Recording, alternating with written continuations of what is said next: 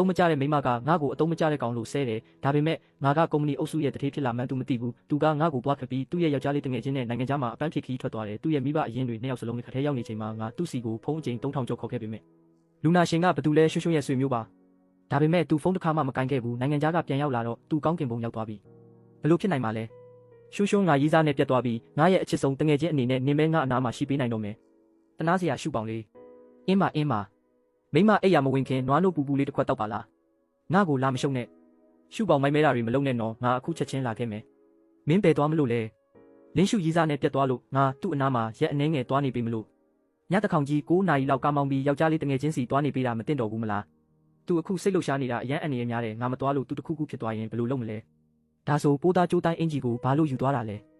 ဲရှန်ကျိုးနေအဲ့လောက်ထိယွန်စရာကောင်းအောင်မလုပ်နိုင်ဘူးလားငါနဲ့သူကငယ်တငယ်ချင်းတွေငငယ်လေးကလေးကအတူတူကြီးပြင်းလာတာငါသာသူနဲ့တခုခုဖြစ်ခဲ့ရင်နင်းအလဲရောက်ပါမလားလက်ထပ်ပြီး6 လအတွင်းမှာနင်းညတန်းကောင်သူ့စီကိုဘယ်နှကြိမ်လောက်သွားခဲ့ပြီးပြီလဲဒါကိုပုံမှန်ပဲလို့နင်းထင်နေတာလားနင်းလိုတဝင်းတိုးတက်တဲ့ယောက်ျားကိုရှင်းပြနေရတာအချိန်ကုန်နေညကြီးအချိန်မတော်ဘာတွေရန်ဖြစ်နေကြတာလဲအမေရွှွှွကညတကောင်ကြီး9 နာရီလောက်ကားမောင်းပြီးယောက်ျားလေးတငယ်ချင်းစီသွားမလို့တဲ့ပြီးတော့သူ့အိမ်မှာရက်အနှဲငယ်သွားနေမယ်လေဒါတင့်တော်ပါမလားယောက်ျားဆိုတာသဘောထားကြီးရမယ်မင်းကတနေ့လုံးတန်တရားတွေဝင်နေတာဒါကြောင့်ရွှွှွကမင်းနဲ့စကားမပြောချင်တာအံ့ဩစရာမရှိဘူးအမေသူကကျိုးတိုင်းအင်ဂျီယူပြီးယောက်ျားလေးတငယ်ချင်းအိမ်ကိုသွားတာလေဒါကိုတန်တရားဝင်တယ်လို့ခေါ်တာလားရှန်ကျိုးအဖေပြောတာမဟုတ်ဘူးနော်ရွှွှွနဲ့လင်းရှုကငယ်တငယ်ချင်းတွေသူတို့နှစ်ယောက်စလုံးကအရန်ယူသားကြတယ်ရှန်ကျိုးနေ့ရဲ့ညစ်ပတ်တဲ့အတွေးတွေကိုငါ့အပေါ်မပုံချနဲ့နင်တကယ်စိတ်မချရင်လဲလိုက်ခဲ့လေငါနောက်ကိုမလိုက်ခဲ့နဲ့နင်ဒီလိုလုပ်လေငါပိုယွန်လေးပဲယောက်ျားဆိုတာကိုယ်ပိုင်ဆုံးဖြတ်ချက်ရှိရမယ်သူကလိုက်မပို့ခိုင်းဘူးဆိုရင်မပို့နဲ့ပေါ့ဟုတ်ကဲ့ပါအဖေရှန်ကျိုးခီးထွက်ဖို့အစင်သင့်ဖြစ်ပြီလားကျွန်တော်မိမနဲ့မတိုင်ပင်ရသေးဘူးမင်းမိမရှန်ကျိုးမင်းမအလုပ်ရှိသေးတယ်ဆိုတာမေ့နေတာလားမန်နေဂျာကြောက်ကျွန်တော်ရောက်ခမတွေနေကရောက်နေလို့သူတို့ကိုစောင့်ရှောက်ရအောင်မယ်ကျွန်တော်မိမကလည်းငါမင်းကိုပြောမယ်အော်ရီနိုင်ငံတကာအုပ်စုရဲ့ project ကြလာပြီအော်ရီအုပ်စုနိုင်ငံတကာကုမ္ပဏီကြီးလေပထမဆုံးအော်ဒါကတန်း30နောက်ဆက်တွဲကတန်း900ဒီလောက်တာအောင်မြင်သွားရင်မင်းရဲ့တကူရေးစုချင်းငွေက3 တန်းရမယ်3 တန်းအရေးကြီးဆုံးကတစ်ဖက်ကဆွေးနွေးပွဲမှာမင်းကိုပါဝင်ဖို့နာမည်တက်ပြီးတောင်းဆိုထားတယ်နာမည်တက်ပြီးကျွန်တော်ကိုလားဟုတ်တယ်မင်းဒါကိုမဖြစ်မနေအောင်မြင်အောင်လုပ်ရမယ်မြန်ပြင်ဆင်ထားလိုက်3 တန်းရှုပေါင်ကအခုချက်ချင်းထွက်လာခဲ့ပြီးရှုပေါင်ရှန်ကျိုးကတကယ်စိတ်ရှုပ်စရာကောင်းတယ်ငါနဲ့နင်းနဲ့တခုခုရှိတယ်လို့ပဲအတင်းပြောနေတာအာသူကငါ့ကိုမနစ်တက်လို့လားဒါဆိုလဲနင်မလာနဲ့တော့လေငါတယောက်တည်းနေလို့ရပါတယ်သူကတဝင်းတို့တက်လို့ပါငါနဲ့နားမှာရက်အနှဲငယ်လာနေပြီးမယ်နင်အခန်းကိုရှင်းထားလိုက်ငါကလူနာလေးနင်ကငါ့ကိုအခန်းရှင်းခိုင်းသေးတာလားကဲပါစတာပါငါရောက်မှကိုယ်တိုင်ရှင်းလိုက်ပါမယ်မင်းယူနေလားရွှွှွညစ်နေနေပြီငါလိုက်ပို့ပေးမယ်ဒါလိုက်ပို့တာလားဒါနောက်ယောင်ခံလိုက်တာစောင့်ကြည့်နေတာငါကမင်းကိုစိတ်ပူလို့ပါနင့်ရဲ့စိတ်ပူတာကိုငါမလိုအပ်ဘူးငါလိုအပ်တာကလွတ်လပ်ခွင့်ပဲနင်ဒီလိုလုပ်နေတာငါ့ကိုအသက်ရှူကျက်စေတယ်ကောင်းပြီလေမင်းကိုလွတ်လပ်ခွင့်ပေးမယ်ငါခီးထွက်တော့မယ်အော်ရီအုပ်စုကဘာလို့ငါ့ကိုနာမည်တက်ပြီးခေါ်ရတာလဲငါပတထေးကြီးကိုမှမသိပါဘူးအိုင်ဘလင်းကျွန်တော်နည်းနည်းနားမလည်သေးဘူးဒီပူပေါင်းဆောင်ရွက်မှုမှာရှန်ကျိုးကိုဘာလို့ပါဝင်ဖို့တတ်မှတ်ရတာလဲဘာလို့လဲဆိုတော့သူငါစီကပစ္စည်းတစ်ခုအကျွေးတင်နေလို့ပဲသူကအကျွေးတင်နေတာလားရှန်ကျိုးအဲ့ဒါငါရဲ့ပေါက်စီလေနင်မစားဘူးထင်လို့ပါငါပဲလို့တွားဝယ်လိုက်အောင်မယ်နင်ကိုတဝက်ပြန်ပေးရမလားဟိုနင်ကငါ့ကိုနင်စားကျွန်းစားကြံတွေကျွေးချင်နေတာမလားပိုင်ရွှဲငါကောင်မလေးလောက်ပါလားနင်ရဲ့စကျွန်းစားကြံတွေကိုနေတိုင်းငါစားပေးမယ်ဖွီးနင်ကငါပေါက်စီတွေကိုနေတိုင်းစားချင်နေတာမလားဒါကြောင့်သူကအကျွေးတင်နေတယ်ဆိုတာသူကျမရဲ့ပေါက်စီနှလုံးကိုခိုးစားသွားလို့လေတချို့အကျွေးတွေကချက်ချင်းရှင်းလို့မရဘူးဒီ project ကိုသူ့ကိုမဖြစ်မနေလုပ်ခိုင်းရမယ်သူ့ကိုရှင်းသတ်မှတ်ထားတယ်ဆိုတာပြောပြဖို့လိုသေးလားမလိုဘူးငါဆိုတာသူ့ကိုမသိစေနဲ့ငါရဲ့လက်ရှိနာမည်က events အရင်တုန်းကပိုင်ရွှဲဆိုတာသူခံမှန်းမိမှာမဟုတ်ဘူးရှန်ကျိုးနေငါကိုလာမရှုံနဲ့လို့ပြောထားတယ်မလားရွှွှွကုမ္ပဏီမှာနိုင်ငံတကာ project တစ်ခုရှိတယ်အဲ့ဒါသာအောင်မြင်သွားရင်စုချင်းငွေ3 တန်းရမှာ3 တန်းရှန်ကျိုးလေလုံးထွားမနေနဲ့နင့်မှာအဲ့ဒီလောက်အရေးချင်းပဲရှိလို့လဲနင်ကငါမိဘတွေကိုမပြုစုချင်လို့အကြောင်းပြချက်ရှာနေတာမလားငါနင့်ကိုပြောထားမယ်ရှန်ကျိုးငါမိဘတွေတခုခုနေမကောင်းဖြစ်လို့ကတော့ငါနင့်ကိုအလွတ်မပေးဘူးကောင်းကောင်းအိပ်ပြီးအိမ်မက်လာမပါအိမ်မက်ထဲမှာ300ရှိတယ်မင်းမျက်လုံးထဲမှာငါကဒီလောက်တောင်အတုံးမကျတဲ့သူဖြစ်နေတာကိုကြီးပါငါကောင်းကောင်းအိပ်လိုက်ပါမယ်ဒီ300ဆိုတာတကယ်ပဲအိမ်မက်တစ်ခုဖြစ်ချင်ဖြစ်နေမှာပါရှန်ကျိုးရမင်းညကမင်းယုံကိုသွားမပို့လိုက်ဘူးလားဟုတ်တယ်ယုံကညတက်ကောင်ကြီးတယောက်တည်းကားမောင်းရတာဘလောက်တောင်အနေရများလဲပါပါနဲ့မမရမင်းညကတိုက်အောက်ထိလိုက်သွားပြီးကားနဲ့ပို့ပေးမလို့ပါသူကလိုက်မပို့ခိုင်းလို့ပါသူကလိုက်မပို့ခိုင်းရုံနဲ့မင်းကတကယ်မပို့တော့ဘူးလားဒါဆိုဒီမနေ့ယုံစီဖုန်းဆက်ပြီးပြီလားမဆက်ရသေးပါဘူးဟွန်းကြည်စမ်းမင်းငါသမီးကိုနည်းနည်းလေးမှဂယုမဆိုင်ဘူးငါအခုပဲဆက်လိုက်ပါမယ်မင်းယူနေတာလားမနေ့စောစောစီစီဘာလို့ဖုန်းဆက်နေတာလဲယုံငါရောပါပါနဲ့မမရောမင်းကိုအရန်စိတ်ပူနေတာဒါဂယုစိုက်တာမှမဟုတ်တာစိတ်တဲရုံမှနေတာမင်းကများ300တန်အော်ဒါရထားတယ်လို့ကြောဝါရဲတယ်တကယ်ရချင်းစရာပဲငါကားကိုနိုင်မောင်းရမှာမင်းအတီဆုံးပဲဘလို့လောက်ရောက်နိုင်မှာလဲမင်းကလည်းကိစ္စတွေလုပ်ရင်အချိန်လေးပါလေးလဲကြည့်ပါဦးဖုန်းချလိုက်တော့မင်းကယောက်ျားမပီးတက်လိုက်တာအလုပ်ပေါ်မှာပဲစိတ်နဲ့ထားစမ်းပါပါနဲ့မမ ငါတကယ်ပဲကုမ္ပဏီရဲ့အကြောင်းကြားစာရထားတာပါတော်ဆန်းပါမင်းကသိန်း300တက်နိုင်ပါလေလားသိန်း30တောင်မင်းမရှာနိုင်ပါဘူးပြီးတော့မယုံတင်ကားတွေရှောက်မလုံးနဲ့ငါသမီးကိုငါယုံနေကိုတနာစရာကောင်းတဲ့ရှုပေါ်ငါလာပြီးယုံမင်းကဘာလို့အခုမှလာတာလဲရှန်ကျိုးကတားနေလို့လားသူ့အကြောင်းမပြောပါနဲ့တော့အတင်းလိုက်ပို့မယ်လို့မနဲ့စောစောစီးစီးဖုန်းဆက်ပြီးစောင့်ကြည့်နေတာမင်္ဂလာမဆောင်ခင်ကလေးကသူ့ကိုမယူဖို့ငါတားခဲ့တာမင်းမနားမထောင်တာခဲ့ပါသူ့အကြောင်းမပြောတော့ပါဘူးယူပြီးမှတော့ဘာတက်နိုင်မှလဲသူကငါ့အပေါ်တော့တကယ်ကောင်းပါတယ်ငါဒေါသထွက်လိုက်တိုင်းသူကလိမ္မာပါနဲ့ဆိုတာတောင်းပန်တာပဲဒါပေါ့ငါတို့အိမ်ကယုံကကြောင်းလှဘရင်မအဆင့်လေးရှန်ကျိုးစီစွန်စားပြီးယူလိုက်တာသူ့ဘိုးဘေးတွေကန်ကောင်းလို့ပဲမင်းရောဘလို့လဲအခြေအဆင်မပြေတာနဲ့ဘာလို့တင်းမလို့ဖြစ်နေရတာလဲငါအေးမိသွားလို့ပါနေလို့မကောင်းဘူးအယမ်းနာတယ်ယုံရမင်းပဲကောင်းတာပါရှန်ကျိုးကတော့နေတိုင်းစောင့်ကြည့်ဖို့ပဲတည်တယ်သူ့အကြောင်းမပြောပါနဲ့တော့လွန်လာပြီးသူဘာဖြစ်လို့လဲလူရိုးလေးကလည်းနာမည်ကြီးချင်လာပြီလေကုမ္ပဏီမှာစီမံကိန်းတစ်ခုအောင်မြင်လို့စုကြီးသိန်း300ရမယ်တဲ့အမလေးမမရဲ့သိန်း300ဆိုတာကလေးတွေကိုလိန်တာပါသူကများယောက်ျားတွေကအရေးချင်းမရှိလေကြီးလေကျပြောလေပဲသူကငါမေကိုမပြုစုချင်လို့စင်ကြေပေးနေတာဒါဆိုရင်တော့မင်းသူ့ကိုကောင်းကောင်းဆုံးမရမယ်ခဏနေရင်ငါသူ့စီဖုန်းဆက်လိုက်မယ်လက်ပွင့်ဟွာထန်နီးပညာဘက်ကအကြောင်းပြန်စာမလာသေးဘူးရှန်ဆန်းကဟွာထန်မှာယာတူးမမြင့်လို့ဒီပူပေါင်းဆောင်ရွက်မှုကိုဥဆောင်နိုင်ခြင်းမှဥဆောင်နိုင်မှာပါဒါဆိုရင်စီးမြင့်ပြောင်းလိုက်မင်းရဲ့သဘောကဟွာထန်ကိုအကြောင်းကြားလိုက်ပါဒီစီမံကိန်းကရှန်ကျိုးမဟုတ်ရင်မဆွေးနွေးဘူးလို့ပြီးတော့ငါအထောက်ထားကိုလုံးဝမဖော်ပြပါနဲ့နားလဲပါပြီးတွေ့ရတာကြားပြီးပါရီအုပ်စုရဲ့အကြောင်းကြားစာရပြီးပြီမလားစမ်းကြည့်လိုက်တာဘာလို့ရှန်ကျိုးပါမရမယ်ဖြစ်နေတာလဲမာဆုံးအကြောင်းကြားစာထဲမှာရှင်းရှင်းလင်းလင်းရေးထားပါတယ်အဓိကညှိနှိုင်းသူမှာရှန်ကျိုးပါရမယ်တဲ့ဒီရှန်ကျိုးကအခုဘာယာထူးလဲမာဆုံးရှန်ကျိုးကစီမံကိန်းမန်နေဂျာရိုးလေးပါသူဘာယာတူးပဲဖြစ်သူ့ကိုလှုပ်ခိုင်းလိုက်ကံမကောင်းလို့စီမံကိန်းမရခဲ့ရင်လည်းဒါသူ့တာဝန်ပဲရခဲ့ရင်ကုမ္ပဏီရဲ့ကောင်းမှုပေါ့တထေးစိတ်ချပါငါအခုပဲရှန်ကျိုးကိုအကြောင်းကြားလိုက်ပါမယ်ရှန်ကျိုးခီးထွက်ဖို့မြန်ပြင်ဆင်တော့ဒါမင်းရဲ့နောက်ဆုံးအခွင့်အရေးပဲရှုပေါ်နေမကောင်းဘူးငါသူ့ကိုပြုစုဖို့ကြံခဲ့ရမယ်ဒီရက်ပိုင်းအိမ်မပြန်တော့ဘူးယုံသူကယောက်ျားကြီးလေမင်းသူ့ကိုပြုစုတာမတင်တော့ပါဘူးဘာလို့မတင်တော့ရမှာလဲငါတို့ကငငယ်ကလေးကအတူတူကြီးပြင်းလာတာရှန်ကျိုးမင်းလည်းယောက်ျားမပြီးတလုံးပါဘူးငါနဲ့ယုံကိုမင်းရဲ့ရိုင်းဆိုင်တဲ့စိတ်တက်နဲ့လာမကြည့်နဲ့မင်းဘာလို့သူ့ဖုန်းကိုချလိုက်တာလဲဒေါသကလည်းကြီးလိုက်တာရှန်ကျိုးမင်းမပြီးသေးဘူးလားယုံငါမင်းကိုပြောစရာရှိတယ်ပြောစရာရှိရင်တိုက်ရိုက်ပြောလေကုမ္ပဏီကအရေးပေါ်အကြောင်းကြားစာရလို့ငါနဲ့ဘက်ကိုခီးထွက်ရမယ်ရှန်ကျိုးမင်းတမင်လောက်တာမလားငါပါနဲ့မမရှိနေတာတိတိကြီးနဲ့ဘာလို့အခုမှခီးထွက်ရတာလဲကုမ္ပဏီကစီစဉ်တာပါမသွားရင်အလုပ်ပြုတ်မှမင်းတမင်လောက်တာပါမင်းဘလို့လောက်လက်စားချေတက်သွားတာလဲငါကမင်းအပေါ်ဘာများလွန်ထားလို့လဲဟုတ်တယ်မင်းကဘာလို့ကျေးဇူးကပ်နေရတာလဲငါတို့အိမ်ကယုံမှာလန်တလန်လုံးပြည့်နေတဲ့ထိတ်တန်းတထေးသားတွေရှိတယ်လိုက်လံပိုးပန်းနေတာလားလင်းရွှေတာကငါနဲ့ငါမိမကြကကိစ္စလေးမင်းဝင်ပါစရာအကြောင်းရှိလို့လားအိုးမင်းကဘာလို့အတန်ကျင်နေရတာလဲငါနဲ့ယုံအတူတူစော့နေကြတဲ့အချိန်မင်းကရွှွထဲမှာစော့နေတာလေရှန်ကျိုးမင်းအကြောင်းပေါ်သွားပြီမလားနင်ကငါ့ကိုတက်ကလေးစားချင်နေတာနင်သာခီးထွက်ရဲထွက်ကြည့်ငါနေနဲ့ကွာရှင်းမယ်ဟုတ်တယ်သူနဲ့ကွာရှင်းလိုက်နင်းကိုလိုက်ချင်နေတဲ့လူကောင်းတွေအများကြီးတန်းစီနေတာပင်ပန်းလိုက်တာအဲ့ခန်းကိုရှင်းပေးထားလားငါနေမကောင်းဖြစ်နေတာကိုနင်ကရှင်းခိုင်းနေသေးတယ်ငါကတင်ပုံမှာပဲအိတ်လိုက်ပါရှောက်မပြောနဲ့ဒါကိုသာရှန်ကျိုးတီးသွားရင်ဒေါသထွက်ပြီးယူသွားမှာပေါ့ယုံနင်ပြောင်းလဲသွားပြီးနင်အိမ်အောင်ကြပြီးကလေးကငါနဲ့အလံဝေးသွားတယ်ငါတို့နှစ်ယောက်ကငငယ်ကလေးကအတူတူကြီးပြင်းလာတဲ့တငယ်ချင်းတွေလေးကတင်တလုံးထဲမှာအတူတူအိတ်တော်ဘာဖြစ်လဲနင်ကငါ့ကိုမယုံသေးဘူးလားကြည်စမ်းစောစောကပဲရှန်ကျိုးကိုသဘောထားသေးသိမ့်နဲ့ပြောပြီးတော့နင်ကဘာလို့သဘောထားသေးသိမ့်နေရတာလဲရှန်ကျိုးကိုဘာလို့တုံဝင်တူနေရတာလဲခဲ့ပါနင်နေမကောင်းဖြစ်ပြီးအသေးကွဲနေတဲ့အတွက်ငါသဘောတူလိုက်ပါမယ်အခုကျေနပ်ပြီမလားအမြန်အိတ်တော့ Serion Forway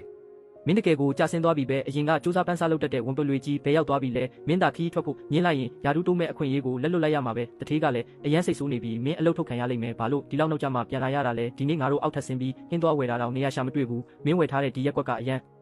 အဆင်မပြေဘူးအရင်တုန်းကတော့မင်းကမိသားစုကိုဂရုစိုက်ပြီးငါသမီးကိုအကာအကွယ်ပေးနိုင်မယ်ထင်လို့မင်းဝယ်တဲ့အိမ်ဘလို့ဖြစ်သဘောမထားခဲ့တာအခုကြည့်ရတာမင်းကမိသားစုကိုလည်းဂရုမစိုက်ဘူးငါသမီးကိုလည်းတေချာမစောင့်ရှောက်ဘူးပဲဒီအိမ်စုပ်ကြီးကတကယ်နေလို့မရတော့ဘူးအဖေနဲ့အမေကျွန်တော်ကလည်းအလုပ်ရှိတဲ့သူပါယုံအတွက်ကျွန်တော်ခီးထွက်ရမယ့်အခွင့်အရေးကိုတောင်ဆွတ်လွတ်လိုက်တာပါဟုတ်အိုးနှခုံးလောက်ပြောတာကိုတော့မကျေနပ်ဘူးပေါ့လေငါသမီးအတွက်ဆိုတာဘာအတိတ်ပဲလဲငါသမီးကမင်းကိုခီးမထွက်ဖို့တားထားလို့လာ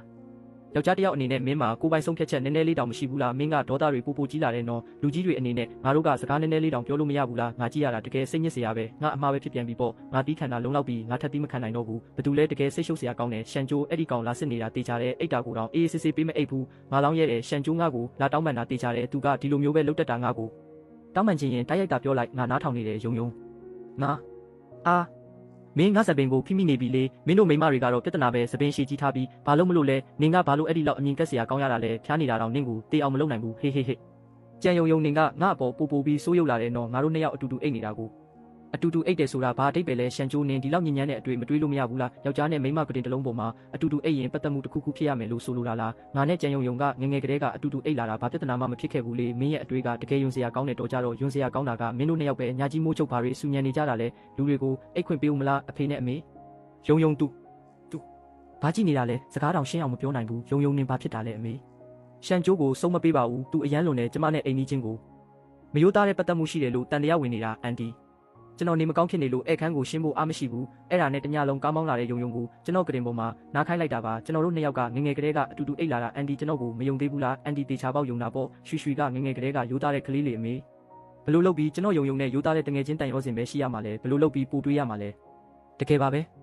အချိန်လဲမစောတော့ဘူးမင်းတို့နှစ်ယောက်စောစောနာကြတော့ရှန်ကျိုးဘက်ကိုအမေပဲဖြေရှင်းလိုက်မယ်မင်းကတော့အမေကိုတကယ်စိတ်ပြက်စေတာပဲမင်းကဘာဖြစ်လဲယုံယုံကတညလုံးကားမောင်းလာတာမင်းကသူ့ကိုမတနာမကယူဆိုင်တာထားတော့ဘလို့လုပ်ပြီးသူ့ကိုအပြစ်တွေပုံချရက်တာလဲသူကမင်းမိမ့်မလေးငါသမီးကိုဘယ်သူမှမကောင်းပြောတာကိုငါခွင့်မပြုဘူးသဘောထားသေးတိမ်တဲ့ယောက်ျားကဘယ်တော့မှကြီးကျယ်တဲ့အလုပ်ကိုမအောင်မြင်နိုင်ဘူးငါမင်းကိုအထင်မှားခဲ့တာပဲ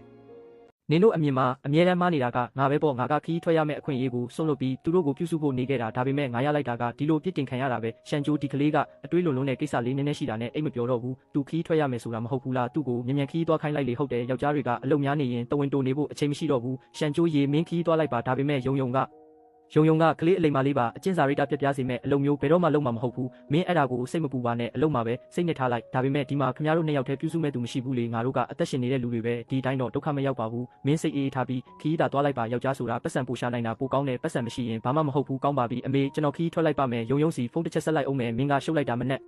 စောစောစီစီဖုန်းဆက်နေတယ်ငါမိမဖုန်းကဘာလို့မင်းလက်ထဲရောက်နေတာလဲယုံယုံကမင်းညကစောစောအိတ်သွားတဲ့ဖုန်းကိုဧခန်းထဲမှာကြံခဲ့လို့အားသူခုထိမထသေးဘူးယုံယုံပင်မလဲငါမင်းကိုပြောမယ်မင်းကတကယ်ကိုယောက်ျားနဲ့မတူဘူးရှန်ကျိုးမင်းပြဿနာမရှာစမ်းပါနဲ့ငါတို့လင်းရွှေကြီးပြင်းလာတာကိုငငယ်ကလေးကမြင်လာတာသူကအဲ့လိုလူဆိုးလေးလုံးဝမဟုတ်ဘူးဦးလေးနဲ့အတော်ကသဘောပေါက်ပါတယ်အတော်ဝန်ကူညီလို့ရင်ကျွန်တော်ယုံယုံကိုတွားနှိုးလိုက်ပါမယ်မလိုပါဘူးယုံယုံကိုနည်းနည်းထက်အိတ်ခိုင်းလိုက်ပါရွှေရွှေရေမင်းလဲနာနာနေပါသူ့ကိုဂယုမဆိုင်နဲ့အမေကျွန်တော်ယုံယုံကိုခီးထွက်မဲ့အကြောင်းမပြောရသေးဘူးယုံယုံကအဲ့ရထားနောက်ကြတာကြိုက်တယ်လေဘာလို့သူ့ကိုတွားနှိုးနေရမှာလဲရှန်ကျိုးရေမင်းအမြဲတမ်းတန်တရားမလုံပါနဲ့မြန်မြန်ပစ္စည်းသိမ့်ပြီးခီးသွားလိုက်ပါဟုတ်ကဲ့ကျွန်တော်ခီးထွက်လိုက်ပါမယ်ယုံယုံအပြင်းကြီးမလေးအိတ်နေတုံးလားအပြင်းကြီးမလေးအိတ်နေတုံးလားဘသူဖုန်းဆက်တာလဲဘသူရှိရမှာလဲနင်းရဲ့တဝင်းတိုတက်တဲ့ယောက်ျားပေါ့သူဘာလို့ပြန်ပြီလဲမနဲ့စောစောစီစီအနောက်ရှက်ပေးတယ်နင့်ဖုန်းကဘာလို့ငါလက်ထဲရောက်နေတာလဲလို့မေးနေတယ်ငါအကြံပေးမယ်သူ့ကိုပွားကတာလုတ်လိုက်ပါငါတို့နှစ်ယောက်လုံးအနားမရတာတက်တာသွားအောင်ရှန်ကျိုးကတကယ်ကိုပိုပြီးစိတ်နှောက်ယှက်ဖြစ်စရာကောင်းလာပြီးငါခီးထွက်မဲ့အကြောင်းတော့ယုံယုံကိုပြောပြရအောင်မယ်ကြည်သူထက်လာပြန်ပြီးတိုက်ရိုက်တာပွားလိုက်တော့လင်းရွှေယုံယုံကိုပြောလိုက်ပါငါဘာလင်းရွှေလဲနင်ကငါတို့နှစ်ယောက်အတူအိတ်တယ်လို့ထက်တန်တရားဝင်နေတာလားခုနကဖုန်းကင်လိုက်တာကအိမ်ကြီးချင်းလေသူကဖုန်းကိုငါစီယူလာပေးရုံပဲငါကဧခန်းမှာအိတ်နေတာသူနဲ့ငါနဲ့ဘာမှမရှိဘူးယုံယုံငါရှန်ကျိုးကိုသွားမယ်ငါနောက်ဆုံးအနေနဲ့တတိပေးလိုက်မယ်လင်းရွှေနဲ့ငါနဲ့ကဘာမှမရှိဘူးနင့်ကိုရှင်းပြနေစရာအကြောင်းမရှိဘူးနင်ဆက်ပြီးပြဿနာရှာနေရင်နင့်ကိုဘွားလိုက်မယ်ငါတိုက်ရိုက်ကိုဘွားလိုက်ပြီးစောရီတင်ခေါ်ဆိုတော့ဖုန်းမှာအလုပ်များနေပါသည်ကဲဒီတခါတော့တကဘာလုံးတိတ်စိတ်သွားပြီးယုံယုံငါတို့ကန်းချီကိုအပန်းဖြေခီးသွားရအောင်နင်ဘာလို့ထက်ငိုနေတာလဲယုံယုံငါအရန်တနာစရာကောင်းတယ်ငါကောင်မလေးကလည်းငါ့ကိုဘွားကသွားပြီးငါအခုအရန်ဝမ်းနေနေတယ်နှလုံးသားတစ်ခုလုံးဟာလာဟင်းလင်းဖြစ်သွားတယ်လို့ပဲဆက်မရှင်နိုင်တော့ဘူးယုံယုံနေတယောက်တည်းပဲငါ့ကိုကဲတင်နိုင်မယ်ကဲပါတေးမလို့ရှင်မလို့တွေလုံးမနေပါနဲ့ငါနင်းနဲ့ကန်းချီကိုအပန်းဖြေခီးလိုက်သွားမယ်လို့ဂတိပေးပါတယ်ဆန်းရတစ်စဲရကိုသွားရင်ရောဘလို့လဲသွားရင်မော်တိုက်မော်ဒစ်ကိုသွားမယ်ဟေးအရန်မလွန်နဲ့လေမော်တိုက်သွားဖို့ကပတ်စံအများကြီးကုန်မှာငါပတ်စံတွေကလည်းလေးတိုက်လို့ရလာတာမဟုတ်ဘူးလေဟွန်းငါတေတော့မလို့ဖြစ်နေတာကိုနင်ကပတ်စံကိုနှမျောနေသေးတယ်နင့်ရင်ထဲမှာငါမှမရှိတာကောင်းပါပြီငါနင့်ကိုတကယ်ကြောက်သွားပြီငါဂတိပေးတယ်ငါတို့မော်တိုက်ကိုတွားကြမယ်ယုံယုံကအကောင်းဆုံးပဲပင်လယ်ကြီးရေငါတို့လာပြီးခဏနေဦးလေရင်မတက်ခင်ငါရှန်ကျိုးကိုဖုန်းတစ်ချက်ဆက်ရအောင်မယ်သူကဒီလိုတွေဖြစ်နေတာတော့နင်ကသူ့ကိုဘာလို့ဖုန်းဆက်အောင်မလဲစောရီတင်ခေါ်ဆိုတော့ဖုန်းမှာဖုန်းပိတ်ထားပါတယ်ဖုန်းပိတ်ထားတယ်ရှန်ကျိုးကဖုန်းပိတ်ရဲတယ်ပေါ့သူတမင်တက်လောက်တာငါဖုန်းကိုမကန်ရဲဘူးပေါ့ရှန်ကျိုးမင်းတတိရှိရင်ငါကမင်းကိုဘွားယုံတယ်မကဘူးဖုန်းပါပိတ်ထားလိုက်မယ်မင်းစွမ်းနိုင်ရင်ငါကိုလာပြီးခွင့်လို့ဖို့ဘယ်တော့မှမတောင်းပန်နဲ့စိတ်မဆိုးပါနဲ့တော့တွားရအောင်မော်တိုက်ကငါတို့နှစ်ယောက်ကိုစောင့်နေတယ်ရှန်ကျိုးမင်းပါတာခဏမငြိမ်ဖြစ်နေလိုက်ငါကိုဘယ်တော့မှဆက်သွယ်လို့မရအောင်လုပ်ဖြစ်မယ်ဟွန်းလေရင်မကြမီထွက်ခွာပါတော့မည်ကျေးဇူးပြု၍တင်မိုဘိုင်းဖုန်းကိုပိတ်ထားရန်တေးချပါစေဒီခီးထွက်ရတဲ့အခွင့်အရေးလေးမှာငါတကယ်ပဲအပြင်ထွက်ပြီးအသက်ရှူချောင်ဖို့လိုနေပြီထင်တယ်ဟေးဒီကောင်မလေးဘာလို့ဖုန်းပိတ်ထားတာလဲဒါမေးစရာလိုသေးလို့လားရှန်ကျိုးဆိုတဲ့ကောင်ကအရန်ရှုပ်လွန်းလို့ယုံကတီးမခံနိုင်တော့ပဲပိတ်ထားတာနေမှာပေါ့အာနာလိုက်တာတေးပါပြီအဖွားကြီးတောင်းခံထားငါအခုပဲရှန်ကျိုးစီဖုန်းဆက်လိုက်မယ် sorry တင်ခေါ်ဆိုတော့ဖုန်းမှာဆက်ပိတ်ထားပါသည်ဒီရှန်ကျိုးကတကယ်အားကိုးလို့မရဘူးအရေးကြီးအချိန်ဆိုအားကိုးမရဘူးအဲ့ဒီတော့ငါတကယ်မြက်ကန်းခဲ့တာတမီးကိုသူနဲ့ပေးမစားခဲ့တင်ဘူးဟဲလိုတရားနှစ်ဆက်လာခဲ့ကြပါဦးငါမိမတေတော့မယ်အာနာတယ်နာလုံးလို့တေတော့မယ်နည်းနည်းလေးထက်တောင့်ခံထားလူနာတင်ရင်အခုလာလိမ့်မယ်လူကြီးမင်းလူနာတင်ရင်ထွက်သွားပါပြီဒါပေမဲ့အနီးနာကလမ်းတွေပိတ်ဆို့နေလို့အချိန်နည်းနည်းထက်ကြနိုင်ပါတယ်ကားပိတ်တယ်လူကနာလုံးလို့သတိလစ်တော့မယ်မင်းတို့ကကားပိတ်နေတယ်ပေါ့အဖိုးကြီးငါမရတော့ဘူးမရဘူးစေယုံပို့ပေးမဲ့လူရှာမဖြစ်မဲ့အမကြီးမင်းညီမဒုက္ခရောက်နေပြီမြန်ကားမောင်းပြီးလာခဲ့ပါဦးအာငါနေရောက်နေတယ်ဒီနေ့ပြန်လာလို့မရဘူးဟာအာနေရောက်နေတယ်ဘာလို့ဒီအချိန်မှကွက်တီနဲ့ရောက်နေရတာလဲနောက်ဘသူရှိသေးလဲဘသူစီမှာကားရှိလဲအားကျက်မင်းအတော်နေမကောင်းဖြစ်နေလို့ကားလို့လဲမြန်လာခဲ့ဦးလေးကျွန်တော်အစည်းအဝေးလုပ်နေလို့ထွက်လာလို့မရဘူးအစည်းအဝေးလူအသက်ကအရေးကြီးနေတာမင်းကဘာအစည်းအဝေးလုပ်နေတာလဲကျွန်တော်တကယ်ထွက်လာလို့မရလို့ပါဦးလေးတရား20ကိုအရင်ခေါ်လိုက်ပါလားအဖိုးကြီးငါကြောက်တယ်မကြောက်နဲ့ငါရှိတယ် အရေးကြီးချိန်ကြတော့တယောက်မှအားကိုးလို့မရဘူး sorry တင်ခေါ်ဆိုတော့ဖုန်းမှာဆက်ပိတ်ထားပါသည်ရှန်ကျိုးမင်းကတော်တော်ရက်ဆက်တာပဲဒီကနေအောင်ကြီးကအရန်ကောင်းတာပဲအဲ့ဒါကငါနဲ့အတူတူလာလဲလို့လေဟိုပြင်းစရာကောင်းတဲ့ရှန်ကျိုးဆိုတဲ့ကောင်းတဲ့နေရတာထက်အများကြီးပိုပြောဖို့ကောင်းတာအသေးချာပဲဒါကငါတို့ရဲ့နိဗ္ဗာန်ဘုံပဲစီနီယာရှန်မင်းကစီနီယာရှန်ကျမကိုတကယ်မမှတ်မိတော့ဘူးလားကြံချန်တက္ကသိုလ်စီးပွားရေးနဲ့စီမံခန့်ခွဲမှုဌာနရှင်ထက်နှစ်နှစ်ငယ်တဲ့စုမှန်လေးမင်းလဲခီးထွက်လာတာလားဟုတ်တယ်လို့ပါပဲဒီမှာစီနီယာနဲ့တွေ့မယ်လို့မထင်ထားဘူးတိုက်ဆိုင်လိုက်တာကျမကိုအထဲဝင်ထိုင်ဖို့မဖိတ်တော့ဘူးလားအရန်မိုးချုပ်နေပြီးတိတ်အစင်မပြေဘူးကျမကရှင့်ကိုစားပြစ်မှကြာနေတာပဲမဟုတ်ပါဘူးစီနီယာရှင်ကပိုပြီးခန့်လာတာပဲပြန်ဆုံတဲ့အနေနဲ့တစ်ခွက်လောက်တောက်ရအောင်ငါမနှက်ပြန်မိဖက်ကုမ္ပဏီနဲ့စာချုပ်ကိစ္စဆွေးနွေးစရာရှိတယ်ဝိုင်းနီမတောက်တော့ဘူးတစ်ခွက်လေးတော့မရဘူးလားရေပဲတောက်ရအောင်ရှင်ကမိမတွေအားလုံးနဲ့အခုလိုပဲစီးချထားတတ်တာလားငါအိမ်အောင်ရှိတယ်သိပါပြီတတိထားဂျူနီယာစီနီယာနင်ငါကိုဒီလောက်တောင်မုန်းနေတာလားရှင်ရက်မူးနေပြီးငါမမူးဘူးငါနင့်ကိုသဘောကျနေတာနှစ်တွေအများကြီးရှိပြီးတက္ကသိုလ်ကျောင်းသားဘဝကလေးကပဲငါဘာအဆင့်တန်းမှမလိုချင်ဘူးငါဘာမှမလိုချင်ဘူးစီနီယာထွက်သွားပေးပါလက်ထောက်လင်းဘလို့လဲရှင်ကျော်ကိုဆွဲဆောင်နိုင်ခဲ့ပြီလားမပြောပါနဲ့တော့ဒီလိုယောက်ျားမျိုးတစ်ခါမှမမြင်ဘူးသူကတကယ်ကိုတွေးအေးလုံးနဲ့သူ့ကိုစမ်းသပ်ဖို့ဘသူကခိုင်းလို့လဲတောင်းပန်ပါတယ်ကျမက boss တူပေါ်တန်ရောစင်ရှိနေသေးတယ်ထင်လို့ပါဇက်ပိတ်ထားသူ့စရိုက်ကိုမင်းထက်ငါပိုသိတယ်ငါရှင်ကျုံနဲ့အလုပ်တွဲလုပ်တာကအရင်တန်ရောစင်တွေကြောင့်မဟုတ်ဘူးသူ့ရဲ့စရိုက်နဲ့အရေးချင်းကြောင့်ပဲတောင်းပန်ပါတယ်ကျမမှမှန်းသိပါပြီနောက်တစ်ခါမင်းတဘောနဲ့မင်းလုပ်ရဲ့လုပ်ကြည့်မင်းကိုချက်ချင်းအလုပ်ထုတ်ပြမယ်ဟုတ်ကဲ့နောက်တစ်ခါလုံးဝမလုပ်တော့ပါဘူးကောင်းပြီမနေ့ပြန်စည်းဝေးအတွက်ပြင်ဆင်ထားရှန်ရောက်ဒီ project ကိုဂုံတိတ်ခါရှိရယူသွားတာကိုငါမြင်ချင်တယ်ဘာလို့လဲဆိုတော့သူကအမြဲတမ်းဂုံတိတ်ခါရှိတဲ့ယောက်ျားတစ်ယောက်ဖြစ်ခဲ့လို့ပဲအရာအားလုံးကမနှက်ဖြန်အပေါ်မှာပဲမူတည်နေတဲ့ကိုယ်စလဲတော်တို့ဒီအဆိုပြုလွှာကကုန်ကြစည်ကို12%ရာခိုင်နှုန်းချော့ချပေးနိုင်ပါတယ်မစ္စတာရှန်ကျမတို့ရဲ့ CEO အလင်ကရှင်းရဲ့နောက်ဆုံးဆိုပြုလွှာကိုကြည့်ပြီးသွားပါပြီသူမရဲ့သဘောထားကတော့လက်မှတ်ထိုးလို့ရတယ်ကောင်းပြီးတောက်ကြမယ်အကိုရှန်ကတကယ်မိုက်တာပဲမစ္စတာရှန်အတူတကွအလုပ်လုပ်ရတာဝမ်းသာပါတယ်အားအကိုရှန်ဘောနက်စ်3တန်းကတော့တေချာသွားပြီးမင်းကောင်းအိပ်ပြီးအိမ်မက်လာမက်လိုက်အိမ်မက်ထဲမှာ3တန်းရှိလိမ့်မယ်ဒါအိမ်မက်မဟုတ်ဘူးရစ်ဗလိုင်းနဲ့စာချုပ်ချုပ်ပြီးသွားပြီလေမစ္စတာရှန်ရဲ့အဆိုပြုလွှာကတင်တာဝင်ဆွဲတဲ့ကုမ္ပဏီ36ခုထဲမှာအကောင်းဆုံးပဲသူကအမြဲတမ်းတော်နေတာပဲဒီအဆိုပြုလွှာကမပြည့်စုံသေးဘူးဆိုတာကျွန်တော်သိပါတယ်ဒါပေမဲ့ကျွန်တော်တေချာပေါက်အကောင့်ထဲပေါ်နိုင်ပါတယ်စီနီယာကျွန်တော်ကိုနောက်တစ်ခါအခွင့်အရေးပေးပါကျွန်တော်ဒီ model version ကိုပြင်ဆင်လုပ်ပြီးသွားပြီးကုန်ကြစည်ကိုထပ်လျှော့ချလို့ရနိုင်တယ်ကျွန်တော်အလကားပြောနေတာမဟုတ်ဘူးကျွန်တော်ကိုအချိန်ပေးပါဒါကတန်ဖိုးရှိတယ်ဆိုတာကျွန်တော်တေချာပေါက်တက်တည်ပြနိုင်ပါတယ်ငါမရဘူးပြောရင်မရဘူးပဲဟာသူကအခွင့်အရေးမရသေးလို့ပါငါတို့အတွက်နောက်ွယ်ကနေစင်းမြစ်တစ်ခုတိဆောက်ပေးပြီးသူ့ကိုပြန်တန်းခွင့်ပေးမယ် boss တူကိုချစ်နေတော့မဲမလားစကားများလိုက်တာ Hutain ကုမ္ပဏီကိုငွေချေဖို့ပြင်ဆင်ထားလိုက်သူဒီပတ်စံကိုလိုအပ်ကောင်းလိုအပ်လိမ့်မယ်အကိုရှန်တီညတော့အောင်ပွဲခံရမယ်ဒီ project ကအကိုမပါဘဲနဲ့မဖြစ်ဘူးလေဟာ boss မှာစာချုပ်ချုပ်ပြီးနောက်ပိုင်းကိစ္စတွေကိုကျွန်တော်ဆက်လုပ်ပါမယ်ရှင်ဂျိုကကိုဝိုင်းနဲ့တိုက်ရိုက်ဆက်သွယ်လို့မရတော့ဘူးဟုတ်ကဲ့ပါအောင်မြင်မှုကကုမ္ပဏီအတွက်အရှုံးပေါ်ရင်သူတာဝန်ယူရမယ်ရှင်ဂျိုမင်းကောင်းလုပ်နိုင်ခဲ့တဲ့စာချုပ်ကိုငှပေးလိုက်ပါနောက်ပိုင်းလွှဲပြောင်းရေးကိစ္စတွေကိုငါဆက်စီစဉ်လိုက်မယ်မန်နေဂျာကျောင်းစာချုပ်မှာကျွန်တော်တာဝန်ယူရမယ်လို့ရေးထားတာပါမင်းကစာပိုင်းဆိုပြုလွှာကိုပဲတာဝန်ယူရတာနောက်ပိုင်းအရင်မြင့်ညှိနှိုင်းရေးတွေကမင်းအစ်စ်နဲ့ကင်တွယ်လို့ရတဲ့ကိစ္စမဟုတ်ဘူးဒီ project ကိုကျွန်တော်ကိုယ်တိုင်ညှိနှိုင်းခဲ့တာပါမင်းညှိနှိုင်းခဲ့တာလားရှန်ဂျောက်မင်းက Hutain ကုမ္ပဏီကလူဆိုတာမမေ့နဲ့ကလိုင်းရင်က Hutain နဲ့စာချုပ်ချုပ်ခဲ့တာမင်းနဲ့ချုပ်ခဲ့တာမဟုတ်ဘူးငါကြီးညာမဲ့ Bellwood project ရဲ့အထွေထွေ manager အဖြစ်ငါတာဝန်ယူမယ်ရှန်ဂျောက်ကိုထောက်ပံ့ရေးပို့ဆောင်ရေးဌာနကိုပြောင်းရွှေ့လိုက်တယ်ထောက်ပံ့ရေးဌာနဟုတ်လားမင်းပြင်ပန်းနေပြီးပြန်လာလိုက်တော့3တန်း bonus ကရောမင်းကအဲ့ဒီ3တန်းကိုတွေးနေတော့မဲလားကိုနေရာကိုအရင်တိအောင်လို့ကုမ္ပဏီရဲ့ platform ရှိရင်မင်းကဘာမှမဟုတ်ဘူးကျုံးရင်ရှင်းလင်းပြောစမ်းပါလဲစာချုပ်ချုပ်ပြီးတာနဲ့မင်းရဲ့အထက်လူကြီးကိုစပွဲလာခောက်ပြချင်နေတာလားဒီ project အတွက်အဆိုပြုလွှာကနေစကားပြောညှိနှိုင်းတာအထိအနေရကြိုတင်စီမံချက်ကနေနောက်ဆုံးလက်မှတ်ထိုးတဲ့အထိအားလုံးကိုကျွန်တော်လုပ်ခဲ့တာခင်ဗျားကဘာခွင့်ရေးနဲ့ကျွန်တော်ကိုကန်ထုတ်ရတာလဲအဖေကုမ္ပဏီကလူတရားနားမလဲဘူးလို့မပြောနဲ့တော့ဘာဖြစ်လို့လဲအဖေရှန်ကျိုးမင်းတည်သွားပြီလားမင်းမေရုတ်တရက်ဖျားနာလို့စေးရုံတင်လိုက်ရပြီးဆရာဝန်တွေကအခြေအနေအလွန်မင်းစိုးရိမ်ရတယ်လို့ပြောတယ်အမြန်ပြန်လာခဲ့အခုချက်ချင်းပြန်လာခဲ့ရှန်ကျိုးမင်းထွက်သွားရဲ့ရင်နောက်တန်းဌာနလဲမင်းကိုမလိုတော့ဘူးအလုပ် project ကိုလူယူသွားပြီးလူသက်ကိုပါလူယူချင်နေတာလားမင်းမှာလူအသိစိတ်ရှိသေးရဲ့လားငါ့ကိုတရားမပြနဲ့မင်းဒီနေ့ထွက်သွားရင် Ori project မှာမင်းအတွက်ဘာမှရှိတော့မှာမဟုတ်ဘူးလူအသက်က project ထက်ပိုရေးကြည့်တယ်ရှန်ကျိုးမင်းအောင်တရားလိမ့်မယ်ဘလို့လုံးမရှိရမှာလဲတင်ခေါ်ဆိုတော့ဖုန်းမှာဆက်ပိတ်ထားပါသည်ဘလို့လုံးဆက်ပိတ်ထားတာလဲယုံမင်းတကယ်ဘာလုပ်နေတာလဲလမ်းဖက်ပေးပါဆရာဝန်ကြီးကျွန်တော်ဇနီးတဲ့ဘလို့နေလဲအခုထိအတိအကျမပြောနိုင်သေးပါဘူးအရင်ဆုံးအရေးပေါ်စစ်ဆေးမှုတွေလုပ်မယ်မိသားစုဝင်တွေကချက်ချင်းလက်မှတ်ထိုးလှုပ်ထုံးလုပ်နည်းတွေလှုပ်ဆောင်ပါမိသားစုဝင်တွေအရင်ဆုံးငွေသွားသွင်းပါဆရာဝန်ကခဏနေရင်လက်မှတ်ထိုးခိုင်းလိုက်မယ်အများကြီးပဲကျွန်တော်မှာဘလို့လုပ်ဒီလောက်များတဲ့ငွေတွေရှိမလဲတောင်းပန်ပါတယ်တင်ခေါ်ဆိုတော့ဖုန်းမှာဆက်ပိတ်ထားပါသည်ယုံသမီးဘယ်မှာလဲမိသားစုဝင်တွေလာပြီးလက်မှတ်ထိုးပါအားအနေရရှိတယ်ကျွန်တော်ဒီလက်မှတ်ကိုမထိုးနိုင်ဘူးမထိုးရဲဘူးလက်မှတ်မထိုးရင်ဘယ်သူမှခွဲစိတ်ပေးရဲမှာမဟုတ်ဘူးလူနာချီနေကအရန်အနေရများတယ်အမြန်ဆုံးဆုံးဖြတ်ရမယ်ကျွန်တော်ခဏဆောက်အောင်မယ်တမီးနဲ့ချက်ချင်းအဆက်တွေရတော့မှာပါအခုကလူဆောင်ရမယ်အချိန်မဟုတ်ဘူးဒီလောက်ကြီးမားတဲ့ကိစ္စကိုလူတစ်ယောက်တည်းနဲ့လက်မှတ်မထိုးရဲဘူးတောင်းပန်ပါတယ်တင်ခေါ်ဆိုတော့ဖုန်းမှာဆက်ပိတ်ထားပါသည်ယုံရေးမင်းမေအဲ့ဒီလိုဖြစ်နေပြီမင်းတကယ်ဘယ်မှာလဲလင်းရှုအမြန်လုပ်လေလာပြီကျွန်တော်တို့ရဲ့ယုံဒီနေ့ပျော်ရွှင်ရမယ်လာပါတောက်လိုက်အဲ့ဒီစိတ်ညစ်စရာတွေကိုမတွေးနဲ့တော့စိတ်အနှောက်အယှက်ဖြစ်စရာလူကိုမေးလိုက်ပါမင်းနဲ့အတူထွက်လာတာမှန်တယ်ဒါမှဘဝလို့ခေါ်တာပေါ့တောင်းပန်ပါတယ်တင်ခေါ်ဆိုတော့ဖုန်းမှာဆက်ပိတ်ထားပါသည်မိသားစုဝင်များဆက်ဆွဲထားလို့မရတော့ဘူး လူနာရဲ့အညွှန်းကိန်းတွေယိုယွင်းလာနေပြီးဆက်ပြီးဆွဲထားရင်အကောင်းဆုံးကုသချိန်လွတ်သွားလိမ့်မယ်ကျွန်တော်မထိုးရဲဘူးတကယ်မထိုးရဲဘူးဆရာဝန်ရဲ့ဖျားရည်ဒါကျွန်တော်အသက်ကိုချွေနေတာလားအရန်ဝေးတယ်မသွားဘူးမိုင်3000ကျော်တယ်ညီကိုရေငါ့ကိုမခက်ခဲစေနဲ့ငွေပို့ပေးမယ်ငွေကိစ္စမဟုတ်ဘူးမောင်းသွားရင်ငါကားတောင်ပြန်လာလို့မရဘူးတောင်းပန်ပါတယ်တင်ခေါ်ဆိုသောဖုန်းမှာဆက်ပိတ်ထားပါသည်ရှန်ကျိုးမင်းတကယ်ပဲရောက်နေပြီလဲမင်းအမေသေးတာကိုလိုချင်နေတာလားအဖေကျွန်တော်မှမနှက်ဖြန်မှရောက်မှလေမိသားစုဝင်များလူနာကအကောင်းဆုံးကုသချိန်လွတ်သွားပါပြီလွတ်သွားတယ်ဆိုတာဘာကိုဆိုလိုတာလဲနောက်ဆက်တွဲအန်ရယ်ပုံများလာမယ်ကုန်ကြစည်လည်းတိုးလာမယ်အခုချက်ချင်းထပ်မံကုသဖို့စီစဉ်ရမယ်ကျွန်တော်သမီးကိုလက်မှတ်လာထိုးဖို့စောင့်ကျင်နေတာပါအခုဆိုရင်ရုပ်ခဗေဒလူနာဖြစ်သွားနိုင်တဲ့အန်ရယ်ရှိနေပါပြီလူဆောင်နေလို့အသက်မရှိတော့ဘူးမင်းရဲ့ခင်ပွန်းလက်မှတ်ထိုးလဲရတာပဲသူဘယ်မှာလဲသူ့ကိုအားကိုးရမယ့်အစားခွေးတကောင်ကိုအားကိုးတာပိုကောင်းမယ်ဒါဆိုမင်းအမြန်လက်မှတ်ထိုးပြီးခွဲစိတ်ခိုင်းမဟုတ်ရင်လက်မှတ်ထိုးပြီးကုသမှုကိုဆွန့်လွတ်လိုက်အကျိုးဆက်ကိုခံဖို့ကျွန်တော်မထိုးဘူးဘလို့မှမထိုးနိုင်ဘူးခင်ဗျားတို့ကျွန်တော်ကိုမဖိအားပေးနဲ့ရဲတိုင်ကြဆိုတက်တေခံချက်ယူထားကြဆိုကျွန်တော်တို့ဆေးရုံမှာတာဝန်မရှိဘူးဘိုးဘိုးကြီးအမြန်လက်မှတ်ထိုးလိုက်ပါတော့ဒါကပုံမှန်လုံထုံးလုံနည်းပဲမဟုတ်ရင်ဘယ်သူမှဒီတာဝန်ကိုမခံရဲဘူးရဲရောက်လာရင်လည်းခင်ဗျားကနိုင်တာပဲကျွန်တော်ထိုးမယ်ကျွန်တော်ဇနီးတဲ့ကိုအကယ်ပေးကြပါလို့တောင်းပန်ပါတယ်ကျွန်တော်ဇနီးတဲ့မပါပဲမနေနိုင်ဘူးဘိုးဘိုးကြီးအရင်ဆုံးငွေသွားသွင်းလိုက်ပါကျွန်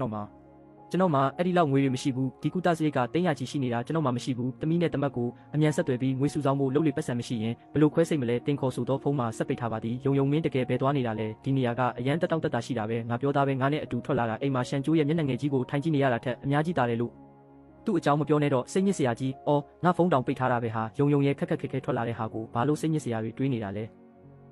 ရှင်းချုပ်အတွက်တော့ကျမမစိုးရိမ်ပါဘူးဒါပေမဲ့ကျမမိဘတွေကိုတော့ပြောပြတဲ့နဲ့ဦးလေးတို့အတော်တို့ကနင်းနဲ့ငါအတူတူရှိနေတယ်ဆိုတာသိရင်ရာနှုန်းပြည့်စိတ်အေးသွားကြမှာပါဒါပေမဲ့သူတို့ကရှင်းချုပ်မှာပဲရှိနေတာဆိုတော့ရှင်းချုပ်ကရှောက်ပြောနေမှာကိုစိုးရိမ်နေသူ့ကိုဂရုမစိုက်ပါနဲ့နင်းခုဖုံးဖွင့်လိုက်ရင်သူကတေချာပေါက်ဖုံးဆက်ပြီးနင်းကိုစောင့်ကြည့်နေမှာပဲဒါပေမဲ့ငါမိဘတွေကကိုရင်ငုတ်သွားရအောင်ပင်လယ်အောက်ခြေကအရန်လာတာနင်းတစ်ချက်ကြည့်လိုက်တာနဲ့တောကတွေအကုန်မေ့သွားမယ်လို့ငါအာမခံတယ်တကယ်ပြောတာငါနင်းကိုလိမ့်ရင်ငါခွေးပဲကောင်းပြီလေဒါဆိုငါဝစ်စားသွားလဲလိုက်အောင်မယ်အခုတော့တစ်ကဘာလုံးတိတ်ဆိတ်သွားပြီဝိုင်းခီးဝင်မြင်လာလေ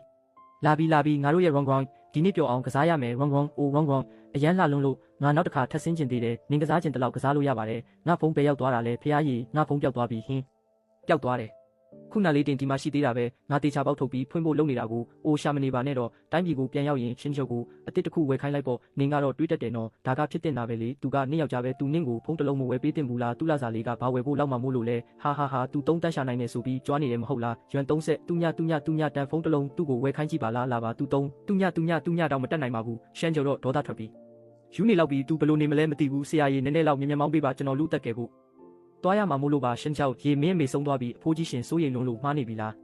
ရှင်မိမကကဲလို့ရပါသေးတယ်ခွဲစိတ်စိတ်ပဲလိုတာပါခမ ्या ကလူနာရဲ့တမက်လာခွဲစိတ်မှုတစ်ခုလုံးအတွက်အနည်းဆုံး360တူညကုန်ကြပါမယ်ခမ ्या ရောက်ခတိကတပြားမှထုတ်မပေးနိုင်ဘူးစေးရုံကလူတက်ကိုကဲပေးမဲ့လှုပ်ထုံးလုံနည်းတွေနဲ့ကုန်ကြစည်တွေအတွက်တော့တာဝန်ယူမဲ့လူရှိရပါမယ်360တူညလားလူတက်ကဲဖို့ကအရေးကြီးတယ်အဖေကျွန်တော်ကိုနားထောင်ကျွန်တော်မနှက်ဖြန်မှရောက်နိုင်မယ်အခုချက်ချင်းအိမ်ပြန်ပြီးအိမ်မှာရှိတဲ့ဘန်ကက်တွေအကုန်ယူလာခဲ့ပါကျွန်တော်လာစာတွေအကုန်လုံးက wrong ကတ်ထဲမှာရှိတယ်လှုပ်ဝက်နံပါတ်က wrong ရဲ့မွေးနေ့ပဲအိမ်မှာပတ်စံရှိရင်ဘာလို့အစောကြီးကမပြောတာလဲအခုတော့ရွှေရောင်ကုသချင်းကိုလွတ်သွားပြီးငါမင်းကိုပြောမယ်ရှင်ချုံမင်းအမေရဲ့အသက်ကိုမှမကယ်နိုင်ရင်မင်းကအမိုက်ဆုံးတမတ်ပဲကျွန်တော်ကတ်တွေတွားယူဖို့အိမ်ပြန်မယ်အခုချက်ချင်းကတ်တွေတွားယူဖို့အိမ်ပြန်မယ်ကျွန်တော့အမားတွေပါပဲအဖေမင်းပြန်လာရမှသိသေးတာလားအဖေနဲ့အမေဘလို့နေသေးလဲမင်းကမေးရသေးတယ်ပေါ့ပတ်စံရောကက်ထဲမှာပတ်စံတပြားမှမရှိဘူးမဖြစ်နိုင်ဘူးအိမ်မှာရှာလို့ရတဲ့နေရာအကုန်လုံးကိုကျွန်တော်ရှာပြီးဒီကက်အနေငယ်ကိုပေါင်းလိုက်ရင်တော့တစ်စိတ်တစ်ပိုင်းတောင်မရှိဘူးမိမဒီလာစာအကုန်လုံးဒီမှာရှိတယ်ရပြီးထားခဲ့လိုက်ကျွန်တော်လာစာကိုအမြဲတမ်းဝမ်ပဲတင်ထားတာပါအခုလိုအချိန်ရောက်နေတာတော့မင်းကငါသမီးကိုကာကွယ်ပေးနေတော့လားမင်းကပတ်စံအများကြီးမှမရှာနိုင်တာမင်းစီမှာဘဲကပတ်စံရှိမှလဲဝမ်မင်းလူအသက်ကယ်ရမယ့်ပတ်စံတွေကိုနှိမ့်စုကိုတကယ်ချိလိုက်တာတော့မဟုတ်ပါဘူးနော်လင်းစုကနောက်လာအိမ်ဝယ်ဖို့အရေးတကြီးလိုနေလို့ရှင်းလာစာတွေကိုစရင်ရှင်အကောင့်တွေကိုကျမလွှဲပေးလိုက်တယ်။ wrong ငါတို့ကလည်းချမ်းသာတာမဟုတ်ဘူး။မိဘတွေကလည်းကျမရေးတိတ်မကောင်းဘူး။အိမ်မှာအရေးပေါ်သုံးဖို့ပတ်စံချန်ထားရမယ်လေရှင်ဘာသဘောပြောတာလဲလင်းစုကမနစ်ကငါတို့စီကတရားတူညချေးသွားပြီးအခုထိပြန်မဆက်သေးဘူး။အဲ့ဒီတုန်းကလည်းအိမ်ဝယ်ပြီးလက်ထပ်ဖို့လို့သူပြောခဲ့တာပဲတော်တော့ကျမနဲ့ကျမတငယ်ချင်းကြားကတန်ရောစင်ကိုရှင်ဘယ်လိုလုပ်နားလဲမှာလဲပြီးတော့ရှင်ကကျမမိဘတွေနေမကောင်းဖြစ်အောင်ချိန်ဆနေတာလား wrong ကိုအဲ့ဒီလိုသဘောပြောတာမဟုတ်ပါဘူးအရေးအကြောင်းရှိရင်လို့ပြောတာပါဒါဆိုရှင်ကိုယ်တိုင်နေမကောင်းဖြစ်မယ်လို့ဘာလို့မပြောတာလဲကျမရှင်ကိုပြောထားမယ်ကျမတငယ်ချင်းဒုက္ခရောက်ရင်ကျမတေချာပေါက်ကူညီမှာပဲတနေ့နေ့မိသားစုကတကယ်ပဲပတ်စံရေးတကြီးလိုလာရင်ဘယ်လိုလုပ်မလဲနိမိတ်မရှိတာတွေရှောက်မပြောနဲ့ဆိုတော့အဲ့ဒီအချိန်ကလေးကပတ်စံတွေမရှိတော့တာပေါ့ရှင်ချုံမင်းပါရက်လုံနေတာလဲအိမ်ကပတ်စံတွေပဲရောက်သွားလဲအဖေပတ်စံတွေအကုန်လုံးကို wrong က link စုကိုချေးလိုက်တာဖြစ်နိုင်တယ်တောက်ယူအခုထိငါသမီးကိုနာမည်ဖြတ်နေတော့လားမင်းမျက်နှာဘယ်နာထားမလဲမိသားစုဝင်တွေကုန်ကြစည်တွေမသွင်းရသေးဘူးလားလူနာကဆက်လက်ကူတာဖို့စောင့်နေတော့မယ်အဖေအသက်ကယ်ဖို့ကအရေးကြီးဆုံးပဲသူမကိုကယ်ဖို့ဘာကိုသုံးမှလဲပတ်စံချေးမယ် ရှန်ကျိုးသွားပြီးပတ်စံချလိုက်ပါမင်းမေပြန်တက်တာလာရင်ငါတို့ဖတ်ထုတ်လုပ်ကျွေးမယ်ဟုတ်ကဲ့အကိုကြီးလီကျွန်တော်အမေအရေးပေါ်ခွဲစိတ်ဖို့လိုနေလို့ပတ်စံနည်းနည်းလောက်အရင်ချေးပေးလို့ရမလားရှန်ကျိုးငါမကူညီချင်လို့မဟုတ်ဘူးလောလောဆယ်ကုမ္ပဏီကလည်းလစာမပေးနိုင်သေးဘူးမမဝန်ကျွန်တော်တကယ်36သိန်းအရေးပေါ်လိုနေလို့ပါငါမှာအဲ့ဒီလောက်ပဲရှိပါမလဲအကိုဝမ်းကွဲတောင်းကနန်းလောက်အရင်လှည့်ပေးလို့ရမလားမင်းကကုမ္ပဏီကြီးမှာအလုပ်လုပ်နေတာမဟုတ်ဘူးလားကုမ္ပဏီမှာကြိုထုတ်လေဖုန်းဆက်တန်အိုးရှန်ကျိုးမင်းငါစီဖုန်းဆက်ရမှန်းတည်သေးတာပဲနောက်တရနေပြီမလားနောက်တရရင်ငါ့ကိုတောင်းပန်လေမန်နေဂျာကြောက်ကျွန်တော်ကုမ္ပဏီကနေငွေနည်းနည်းလောက်ကြိုထုတ်ချင်လို့ပါရှန်ကျိုးကုမ္ပဏီကမင်းအိမ်ကဖွင့်ထားတာလို့ထင်နေတာလားကျွန်တော်အမေခွဲစိတ်ဖို့36သိန်းအရေးပေါ်လိုနေပါတယ်36သိန်းမင်းတော်တော်ရဲရဲဝံ့တောင်းရဲတာပဲမန်နေဂျာကြောက်ကျွန်တော်တောင်းပန်ပါတယ်ဗျာတောင်းပန်နေဆိုရင်တော့ငါစီကန်းချက်တွေတက်မှတ်မယ်ပထမ Ori One Project ကမင်းနဲ့ဘာမှမသက်ဆိုင်တော့ဘူးဆိုတာကိုလက်မှတ်ထိုးအတည်ပြုရမယ်ဒုတိယဒီ36သိန်းကိုငါစီကကိုပိုင်ချင်းငွေဖြစ်သဘောထားပြီးအကျွေးစာချုပ်ရေးပေးဘန်တိုးနှုန်းရဲ့3ဆနဲ့ပြန်ဆက်ရမယ်ကြောက်ရံခမရကအခက်အခဲဖြစ်နေချိန်မှာအမျက်ထုတ်နေတာပဲမင်းမချေလဲရတယ်လေကောင်းပြီကျွန်တော်အကုန်လက်ခံပါတယ်ဟာဟာဟာကောင်းပြီသဘောတူစာချုပ်ကိုအခုချက်ချင်းပို့ခိုင်းလိုက်မယ်လက်မှတ်ထိုးပြီးတာနဲ့ငွေလွှဲပေးမယ်ကောင်းပြီကျွန်တော်အခုပဲလက်မှတ်ထိုးလိုက်မယ် Evelyn ဟွာထန်ဟွေတင်ဘက်က project တာဝန်ခံပြောင်းလဲကြောင်းအတည်ပြုစာပို့လာတယ်ပြောင်းလဲတယ်နောက်ပိုင်း Ori Project ကိုကြောက်ရံကအပြည့်အဝဥဆောင်မယ်လို့သူတို့ပြောတယ်ရှန်ကျိုးရောစာရွက်စာတမ်းမှာတော့ Mr. ရှန်က project အခွင့်အရေးတွေကိုသူ့သဘောဆန္ဒအရဆွတ်လွတ်ပြီးဆက်လက်မဥဆောင်တော့ဘူးလို့ရေးထားတယ်သူ့သဘောဆန္ဒအရရှန်ကျိုးဘလို့စရိုက်ရှိလဲဆိုတာသူတို့ထက်ငါပိုသိတယ်သူအကြောင်းမဲ့တက်တက်ဆုံးလို့မှမဟုတ်ဘူးဟွာထန်ကိုအကြောင်းကြားလိုက် Ori ကဒီပူပေါင်းဆောင်ရွက်မှုကိုဆိုင်းလိုက်ပြီလို့သူတို့ကိုပြောလိုက် Ori ကရှန်ကျိုးတယောက်တည်းကိုပဲအတိမတ်ပြုတယ်အခုချိန်ကစပြီးရှန်ကျိုးကိုယ်တိုင် project ကိုဆက်မဥဆောင်ဘူးဆိုရင်ဒီပူပေါင်းဆောင်ရွက်မှုကိုရဆိုင်ရုံတင်မကဘူးနောက်ကိုလည်း Ori ကဟွာထန်နဲ့ဘယ်တော့မှပူပေါင်းတော့မှာမဟုတ်ဘူးပါပူပေါင်းဆောင်ရွက်မှုကိုရဆိုင်တယ်ဘာလို့လဲစာချုပ်ချုပ်ပြီးသွားပြီမဟုတ်ဘူးလားအကြောင်းရင်းကရှင်းပါတယ်ခင်ဗျားတို့ကုမ္ပဏီကအဓိကတာဝန်ခံကိုသဘောကျပြောင်းလဲလိုက်တာဟာပူပေါင်းဆောင်ရွက်မှုရဲ့အခြေခံမှုကိုဆိုးဆိုးရွားရွားချိုးဖောက်လိုက်တာပါပဲလက်ထောက်လင်းဒါကနားလည်မှုလွဲနေတာများလားကျွန်တော်တို့မန်နေဂျာကြောက်ကအတွေ့အကြုံပိုများပါတယ်။ Ori ကအစအဆုံး Mr. ရှန်ကျိုးကိုပဲအတိမတ်ပြုပါတယ် Mr. ရှန်ကျိုးကိုယ်တိုင် project ကိုဆက်မဥဆောင်ဘူးဆိုရင်ဒီပူပေါင်းဆောင်ရွက်မှုကိုရပ်ဆိုင်းမှာဖြစ်ပြီးနောက်ကိုလည်း Ori ကဟွာထန်ဒီပညာကုမ္ပဏီနဲ့ဘလို့ပူပေါင်းဆောင်ရွက်မှုမျိုးကိုမှစဉ်းစားတော့မှာမဟုတ်ပါဘူးမင်းကရှန်ကျိုးထွက်သွားတာဘာမှမဖြစ်ဘူးဆိုမန်နေဂျာမှာကျွန်တော်လဲ Ori ကဒီလောက်အလေးနဲ့ထားမယ်လို့မထင်ထားဘူးတန်900တန် project ကိုမင်းကသူတို့အလေးနဲ့ထားတယ်လို့လာပြောနေတာလားရှန်ကျိုးပဲမှလဲသူဆေးရုံမှာကားပြင်ပြီးဆေးရုံသွားမယ်မန်နေဂျာမှာရှန်ကျိုးကခုလေးတင်ဆွန့်လို့ကြောင်းသဘောတူညီချက်ကိုလက်မှတ်ထိုးထားတာပါဒါဆိုမင်းတူးထောက်ပြီးသူပြန်လက်မှတ်ထိုးအောင်တောင်းပန်လိုက်လူနာအခြေအနေကတော့လောလောဆယ်တည်ငြိမ်သွားပါပြီတည်ငြိမ်သွားပြီလားအနေရကင်းတဲ့အနေထားတော့မရောက်သေးပါဘူးဒါပေမဲ့အသက်အန္တရာယ်ကိုတော့လောလောဆယ်ကဲတင်နိုင်ခဲ့ပါပြီနောက်ဆက်တွဲစောင့်ကြည့်ရအောင်မယ်ရှန်ကျိုးရေမင်းကမင်းအမေရဲ့အသက်ကိုကယ်လိုက်တာပဲအဖေကျွန်တော်တို့ကမိသားစုတွေပဲလေအရင်ကငါနဲ့မင်းအမေကမင်းအပေါ်အဲ့ဒီလောက်ဆက်ဆံခဲ့တာငါဆိုမင်းကိုအရေးချင်းမရှိဘူးသဘောထားသိတယ်လို့အမြဲစုခဲ့တာယုံရဲ့ကလေးကလည်းအရေးကြီးချိန်မှာအားကိုးလို့မရဘူးအဖေအကုန်လုံးပြီးသွားပါပြီရှန်ကျိုးရေရှန်ကျိုးအိမ်မှာဒီလောက်ကြီးမားတဲ့ကိစ္စဖြစ်နေတာကိုမင်းဘာလို့စိုးစိုးမပြောတာလဲရှန်ကျိုးအရင်ကငါစဉ်းစားညံနေခဲ့တာပါစိတ်ထဲမထားပါနဲ့ငါနဲ့မန်နေဂျာမကိုယ်တိုင်မင်းကိုအလုပ်ပြန်ဆင်းဖို့လာခေါ်တာပါဒါကုမ္ပဏီကလားဒါတထေးကိုယ်တိုင်လာတာမဟုတ်လားကြည့်ရတာဒီလူငယ်ကကုမ္ပဏီမှာတာမန်မဟုတ်ဘူးထင်တယ်ရှန်ကျိုးရေ Ori Project ကမင်းမပါလို့မရဘူးမန်နေဂျာကြောက်ဒီ project ကကျွန်တော်နဲ့မဆိုင်တော့ဘူးဆိုသူလျှောက်ပြောနေတာပါကြောက်လျက်မင်းမြန်တူးထောက်ပြီးအမားမတောင်းပန်ဘူးလားခင်ဗျားတူးထောက်တာကိုကျွန်တော်သဘောမကျဘူးရောက်ခမနေမကောင်းလို့ကျွန်တော်ပြုစုရအောင်မယ်အလုပ်ဆင်းဖို့အချိန်မရှိဘူးရှန်ကျိုးငါတို့တကယ်သိပါပြီမင်းသဘောမတူရင်ငါပါတူးထောက်ရလိမ့်မယ်ရှန်ကျိုးမင်းကုမ္ပဏီကိုပြန်သွားလိုက်ပါအဖေကျွန်တော်အမေကိုပြုစုရအောင်မယ်မင်းအမေစီမှာငါရှိတယ်မင်းအလုပ်ကပိုအရေးကြီးတယ်ရှန်ကျိုးအမေတရိယာပြီလားတူနာပြူတွေအကုန်ပြောပြပါတယ်မင်းပတ်စံချေးပြီးအမေကိုကဲခဲ့တာဆိုအရင်ကအမေမိုက်မဲခဲ့တဲ့ယုံကိုပဲအမြဲကာကွယ်ပေးပြီးမင်းကသူ့အတွက်မထိုက်တန်ဘူးလို့ထင်ခဲ့တာအမေဘာမှမပြောပါနဲ့တော့မင်းအလုပ်သွားလုပ်ပါကုမ္ပဏီကစေးရုံထိလာတောင်းပန်နေပြီဆိုတော့သူတို့မင်းမပါပဲမဖြစ်ဘူးဆိုတာတေချာနေပြီဟုတ်တယ်မင်းကငါတို့ရဲ့ဂုဏ်ယူစရာပဲသွားပါငါတို့ကြောင့်မင်းရဲ့အရေးကြီးတဲ့ကိစ္စတွေမနှောက်နေစေနဲ့ဦးလေးနဲ့အန်တီစိတ်ချပါရှန်ကျိုးကုမ္ပဏီပြန်လာရင်ကျွန်တော်တေချာပေါက်နေရကောင်းပေးမှာပါဒါဆိုကျွန်တော် project ကိစ္စပြီးတာနဲ့ပြန်လာခဲ့မယ်ရှန်ကျိုးသွားပြီးပတ်စံချလိုက်ပါမင်းမေပြန်တက်တာလာရင်ငါတို့ဖတ်ထုတ်လုပ်ကျွေးမယ်ဟုတ်ကဲ့အကိုကြီးလီကျွန်တော်အမေအရေးပေါ်ခွဲစိတ်ဖို့လိုနေလို့ပတ်စံနည်းနည်းလောက်အရင်ချေးပေးလို့ရမလားရှန်ကျိုးငါမကူညီချင်လို့မဟုတ်ဘူးလောလောဆယ်ကုမ္ပဏီကလည်းလစာမပေးနိုင်သေးဘူးမဝန်ကျွန်တော်တကယ်36သိန်းအရေးပေါ်လိုနေလို့ပါငါမှာအဲ့ဒီလောက်ပဲရှိပါမလဲအကိုဝမ်းကွဲတောင်းကနန်းလောက်အရင်လှည့်ပေးလို့ရမလားမင်းကကုမ္ပဏီကြီးမှာအလုပ်လုပ်နေတာမဟုတ်ဘူးလားကုမ္ပဏီမှာကြိုထုတ်လေဖုန်းဆက်တန်အိုးရှန်ကျိုးမင်းငါစီဖုန်းဆက်ရမှန်းတည်သေးတာပဲနောက်တရနေပြီမလားနောက်တရရင်ငါ့ကိုတောင်းပန်လေမန်နေဂျာကြောက်ကျွန်တော်ကုမ္ပဏီကနေငွေနည်းနည်းလောက်ကြိုထုတ်ချင်လို့ပါရှန်ကျိုးကုမ္ပဏီကမင်းအိမ်ကဖွင့်ထားတာလို့ထင်နေတာလားကျွန်တော်အမေခွဲစိတ်ဖို့36သိန်းအရေးပေါ်လိုနေပါတယ်36သိန်းမင်းတော်တော်ရဲရဲဝံ့တောင်းရဲတာပဲမန်နေဂျာကြောက်ကျွန်တော်တောင်းပန်ပါတယ်ဗျာတောင်းပန်နေဆိုရင်တော့ငါစီကန်းချက်တွေတက်မှတ်မယ်ပထမ Ori One Project ကမင်းနဲ့ဘာမှမသက်ဆိုင်တော့ဘူးဆိုတာကိုလက်မှတ်ထိုးအတည်ပြုရမယ်ဒုတိယဒီ36သိန်းကိုငါစီကကိုပိုင်ချင်းငွေဖြစ်သဘောထားပြီးအကျွေးစာချုပ်ရေးပေးဘန်တိုးနှုန်းရဲ့3ဆနဲ့ပြန်ဆက်ရမယ်ကြောက်ရံခမရကအခက်အခဲဖြစ်နေချိန်မှာအမျက်ထုတ်နေတာပဲမင်းမချေလဲရတယ်လေကောင်းပြီကျွန်တော်အကုန်လက်ခံပါတယ်ဟာဟာဟာကောင်းပြီသဘောတူစာချုပ်ကိုအခုချက်ချင်းပို့ခိုင်းလိုက်မယ်လက်မှတ်ထိုးပြီးတာနဲ့ငွေလွှဲပေးမယ်ကောင်းပြီကျွန်တော်အခုပဲလက်မှတ်ထိုးလိုက်မယ် Evelyn ဟွာထန်ဟွေတင်ဘက်က project တာဝန်ခံပြောင်းလဲကြောင်းအတည်ပြုစာပို့လာတယ်ပြောင်းလဲတယ်နောက်ပိုင်း Ori Project ကိုကြောက်ရံကအပြည့်အဝဥဆောင်မယ်လို့သူတို့ပြောတယ်ရှန်ကျိုးရော စာရွက်စာတမ်းမှာတော့ Mr. Shan က project အခွင့်အရေးတွေကိုသူ့သဘောဆန္ဒအရဆွန့်လွတ်ပြီးဆက်လက်မဦးဆောင်တော့ဘူးလို့ရေးထားတယ်သူ့သဘောဆန္ဒအရရှန်ကျိုးဘလို့စရိုက်ရှိလဲဆိုတာသူတို့ထက်ငါပိုသိတယ်သူအကြောင်းမဲ့တက်တက်ဆုံးလို့မှမဟုတ်ဘူးဟွာထန်ကိုအကြောင်းကြားလိုက် Ori ကဒီပူးပေါင်းဆောင်ရွက်မှုကိုဆိုင်းလိုက်ပြီလို့သူတို့ကိုပြောလိုက် Ori ကရှန်ကျိုးတယောက်တည်းကိုပဲအတိမတ်ပြုတယ်အခုချိန်ကစပြီးရှန်ကျိုးကိုယ်တိုင် project ကိုဆက်မဦးဆောင်ဘူးဆိုရင်ဒီပူးပေါင်းဆောင်ရွက်မှုကိုရဆိုင်ရုံတင်မကဘူးနောက်ကိုလည်း Ori ကဟွာထန်နဲ့ဘယ်တော့မှပူးပေါင်းတော့မှမဟုတ်ဘူးပါပူးပေါင်းဆောင်ရွက်မှုကိုရဆိုင်တယ်ဘာလို့လဲစာချုပ်ချုပ်ပြီးသွားပြီမဟုတ်ဘူးလားအကြောင်းရင်းကရှင်းပါတယ်ခင်ဗျားတို့ကုမ္ပဏီကအဓိကတာဝန်ခံကိုသဘောကျပြောင်းလဲလိုက်တာဟာပူးပေါင်းဆောင်ရွက်မှုရဲ့အခြေခံမှုကိုဆိုးဆိုးရွားရွားချိုးဖောက်လိုက်တာပါပဲလက်ထောက်လင်းဒါကနားလည်မှုလွဲနေတာများလားကျွန်တော်တို့မန်နေဂျာကြောက်ကအတွေ့အကြုံပိုများပါတယ် Ori ကအစအဆုံး Mr. Shan ကျိုးကိုပဲအတိမတ်ပြုပါတယ် Mr. Shan ကျိုးကိုယ်တိုင် project ကိုဆက်မဦးဆောင်ဘူးဆိုရင်ဒီပူးပေါင်းဆောင်ရွက်မှုကိုရပ်ဆိုင်းမှာဖြစ်ပြီးနောက်ကိုလည်း Ori ကဟွာထန်ဒီပညာကုမ္ပဏီနဲ့ဘယ်လိုပူးပေါင်းဆောင်ရွက်မှုမျိုးကိုမှစဉ်းစားတော့မှမဟုတ်ပါဘူးမင်းကရှန်ကျိုးထွက်သွားတာဘာမှမဖြစ်ဘူးဆိုမန်နေဂျာမှာ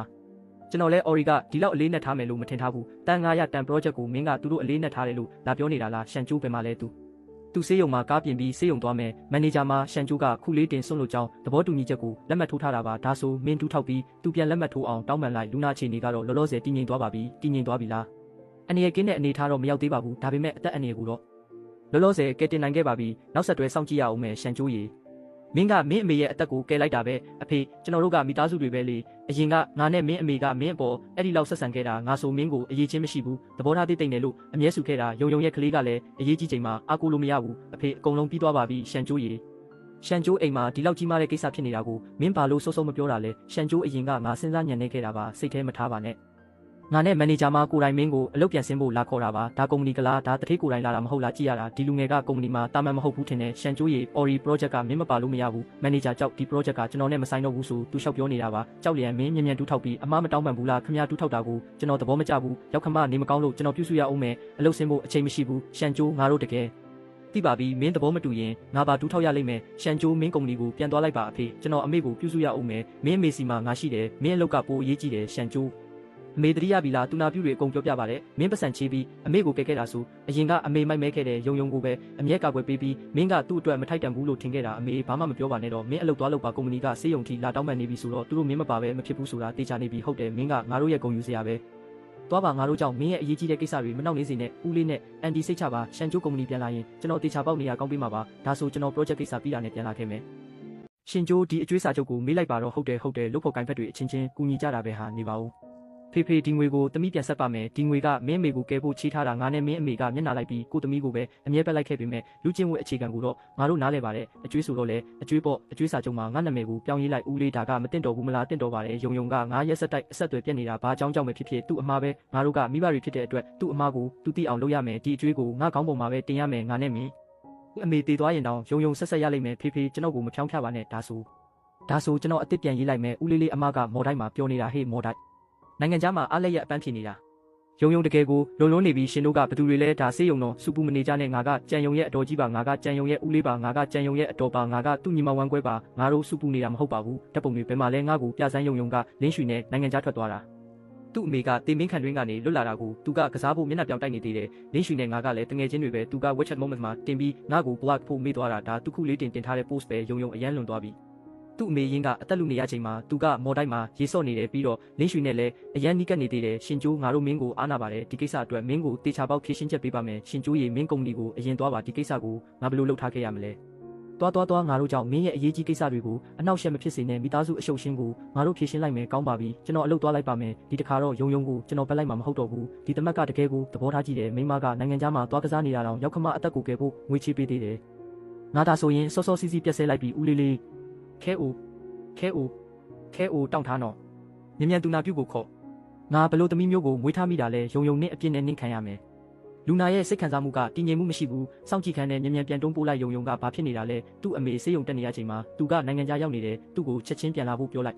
ပြီးတော့ဟိုလင်းရွှေကလည်းလင်းရှိမရကိုနေတိုင်းနှောက်ယှက်နေတာသူကဘာကောင်းလဲခဲအိုနဲ့အမကဒီကိစ္စကြောင့်အရန်ဒေါသထွက်နေကြပြီးကြံယုံကမိသားစုတစုလုံးကိုရှင်းပြရမယ်အရင်ကရှင်ကျိုးကိုအရေးချင်းမရှိဘူးလို့ပြောခဲ့ကြပေမဲ့အခုကြည့်လေအရေးကြီးတဲ့အချိန်မှာဘသူကအတုံးကြလဲဆိုတာယုံပြန်မလာဘူးအမမဝင်ခံဘူးဆိုရင်ဒီမိသားစုကသူ့ကိုမရှိတဲ့လူလိုသဘောထားမယ်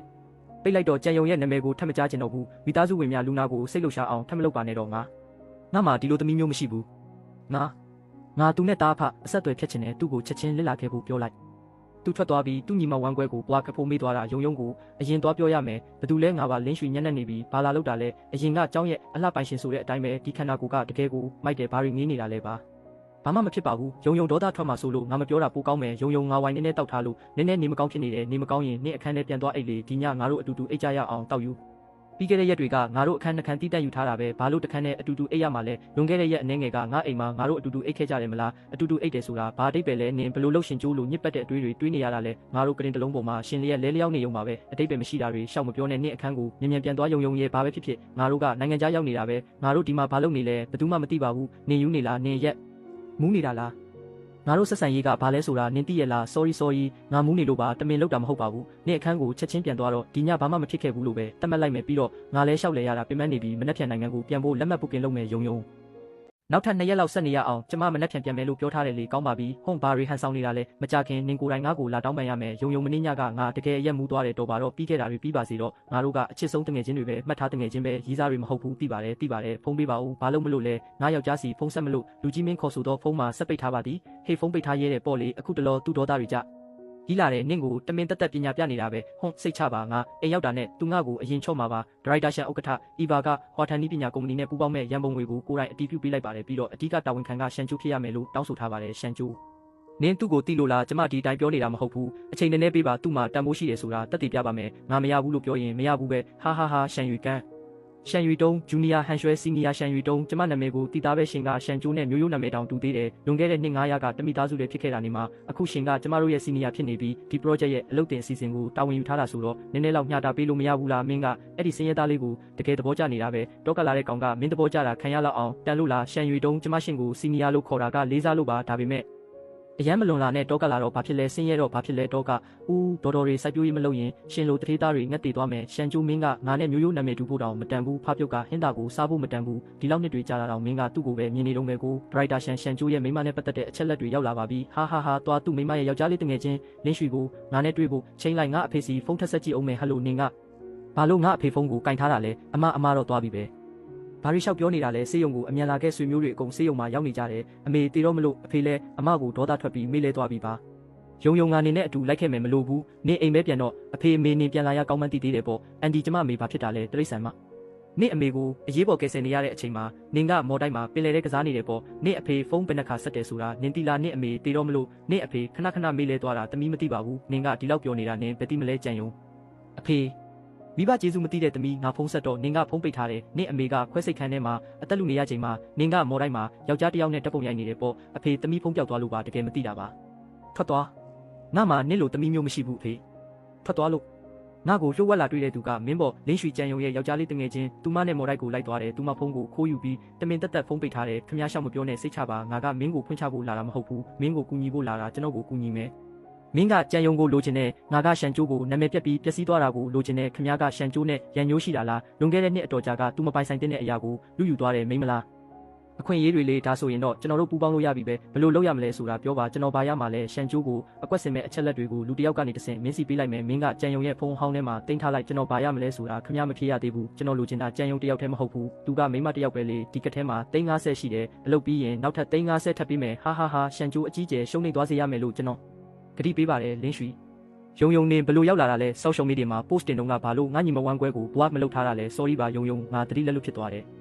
တတိလက်လွတ်ဖြစ်တယ်ငါအမေတေတော့မလို့ငါအဖေလဲဒေါသထွက်ပြီးမေးလဲသွားတယ်တမိသားစုလုံးကငါ့ကိုတရိတ်ဆန်လို့ဆဲနေကြပြီးယုံငါ့ကိုအရင်အဖြစ်မတင်ပါနဲ့ဦး post တင်တာငါတတိမထားမိတာကိုဝန်ခံပါတယ်ဒါပေမဲ့နင့်မိဘတွေကိုတကယ်ဒုက္ခပေးတာငါမဟုတ်ဘူးအဲ့ဒါရှန်ကျိုးပဲသူကဒီအချိန်မှအလုပ်ကိစ္စနဲ့ခီးထွက်ရတယ်လို့အဲ့ဒါကကုမ္ပဏီကစီစဉ်ပေးတာဆိုတာနေတကယ်ယုံနေတာလားကြည်စမ်းကန်ကောင်းလို့ငါဆွေမျိုးတယောက်ကဆေးရုံမှာလုံခြုံရေးလုပ်နေလို့ဒီလိုဝက်ဆောင်ကြည့်တင်မမရာမှတ်တမ်းကိုငါရခဲ့တာဒါကစင်ကြံလန်းကကင်မရာကနေရိုက်ထားတာရှန်ကျိုးကထောက်မှပုံပြီးဖုံးပြောရင်းကြံစီနေတာအဲ့ဒီနောက်ချက်ချင်းပဲကုမ္ပဏီအရာရှိတွေလို့ပြောတဲ့လူနှစ်ယောက်ရောက်လာတယ်တာမန်ဝန်ထမ်းတစ်ယောက်အတွက်တထေးကဆေးရုံထိကိုယ်တိုင်လာပေးတာမျိုးနေမြင်ဘူးလို့လားငါအရန်ဒေါသထွက်တာပဲရှန်ကျိုးကနင့်အဖေရဲ့စိတ်ထားနှူးညံ့မှုကိုအခွင့်ကောင်းယူနေတာဘာသဘောလဲရှန်ကျိုးငါထားတဲ့တရုတ်ဆောင်တွေကတရုတ်ဆောင်တာအရန်ညံ့တယ်တထေးကိုယ်တိုင်လာတာကထားပါတော့သူ့ကိုဒူးတောင်ထောက်လိုက်သေးတယ်ပိုဆိုးတာကအဲ့ဒီနေရာမှာတင်တနာစရာဇလန်လုပ်ပြီးနင့်အဖေကိုအကျွေးစာချုပ်နာမည်ပြောင်းပေးဖို့လှည့်စားခဲ့တာစဉ်းစားကြည့်လေနင့်အမေကရုတ်တရက်ယောဂဖောက်လာတာခွဲစိတ်စရိတ်ကဘလို့လုံး3သိန်း6တောင်းဖြစ်သွားနိုင်မှာလဲအကုန်လုံးကရှန်ကျိုးတမင်အချိန်ဆွဲပြီးအရေးပေါ်ကယ်ဆယ်ရမယ့်အကောင်းဆုံးအချိန်ကိုလွတ်သွားအောင်လုပ်ခဲ့တာရှန်ကျိုး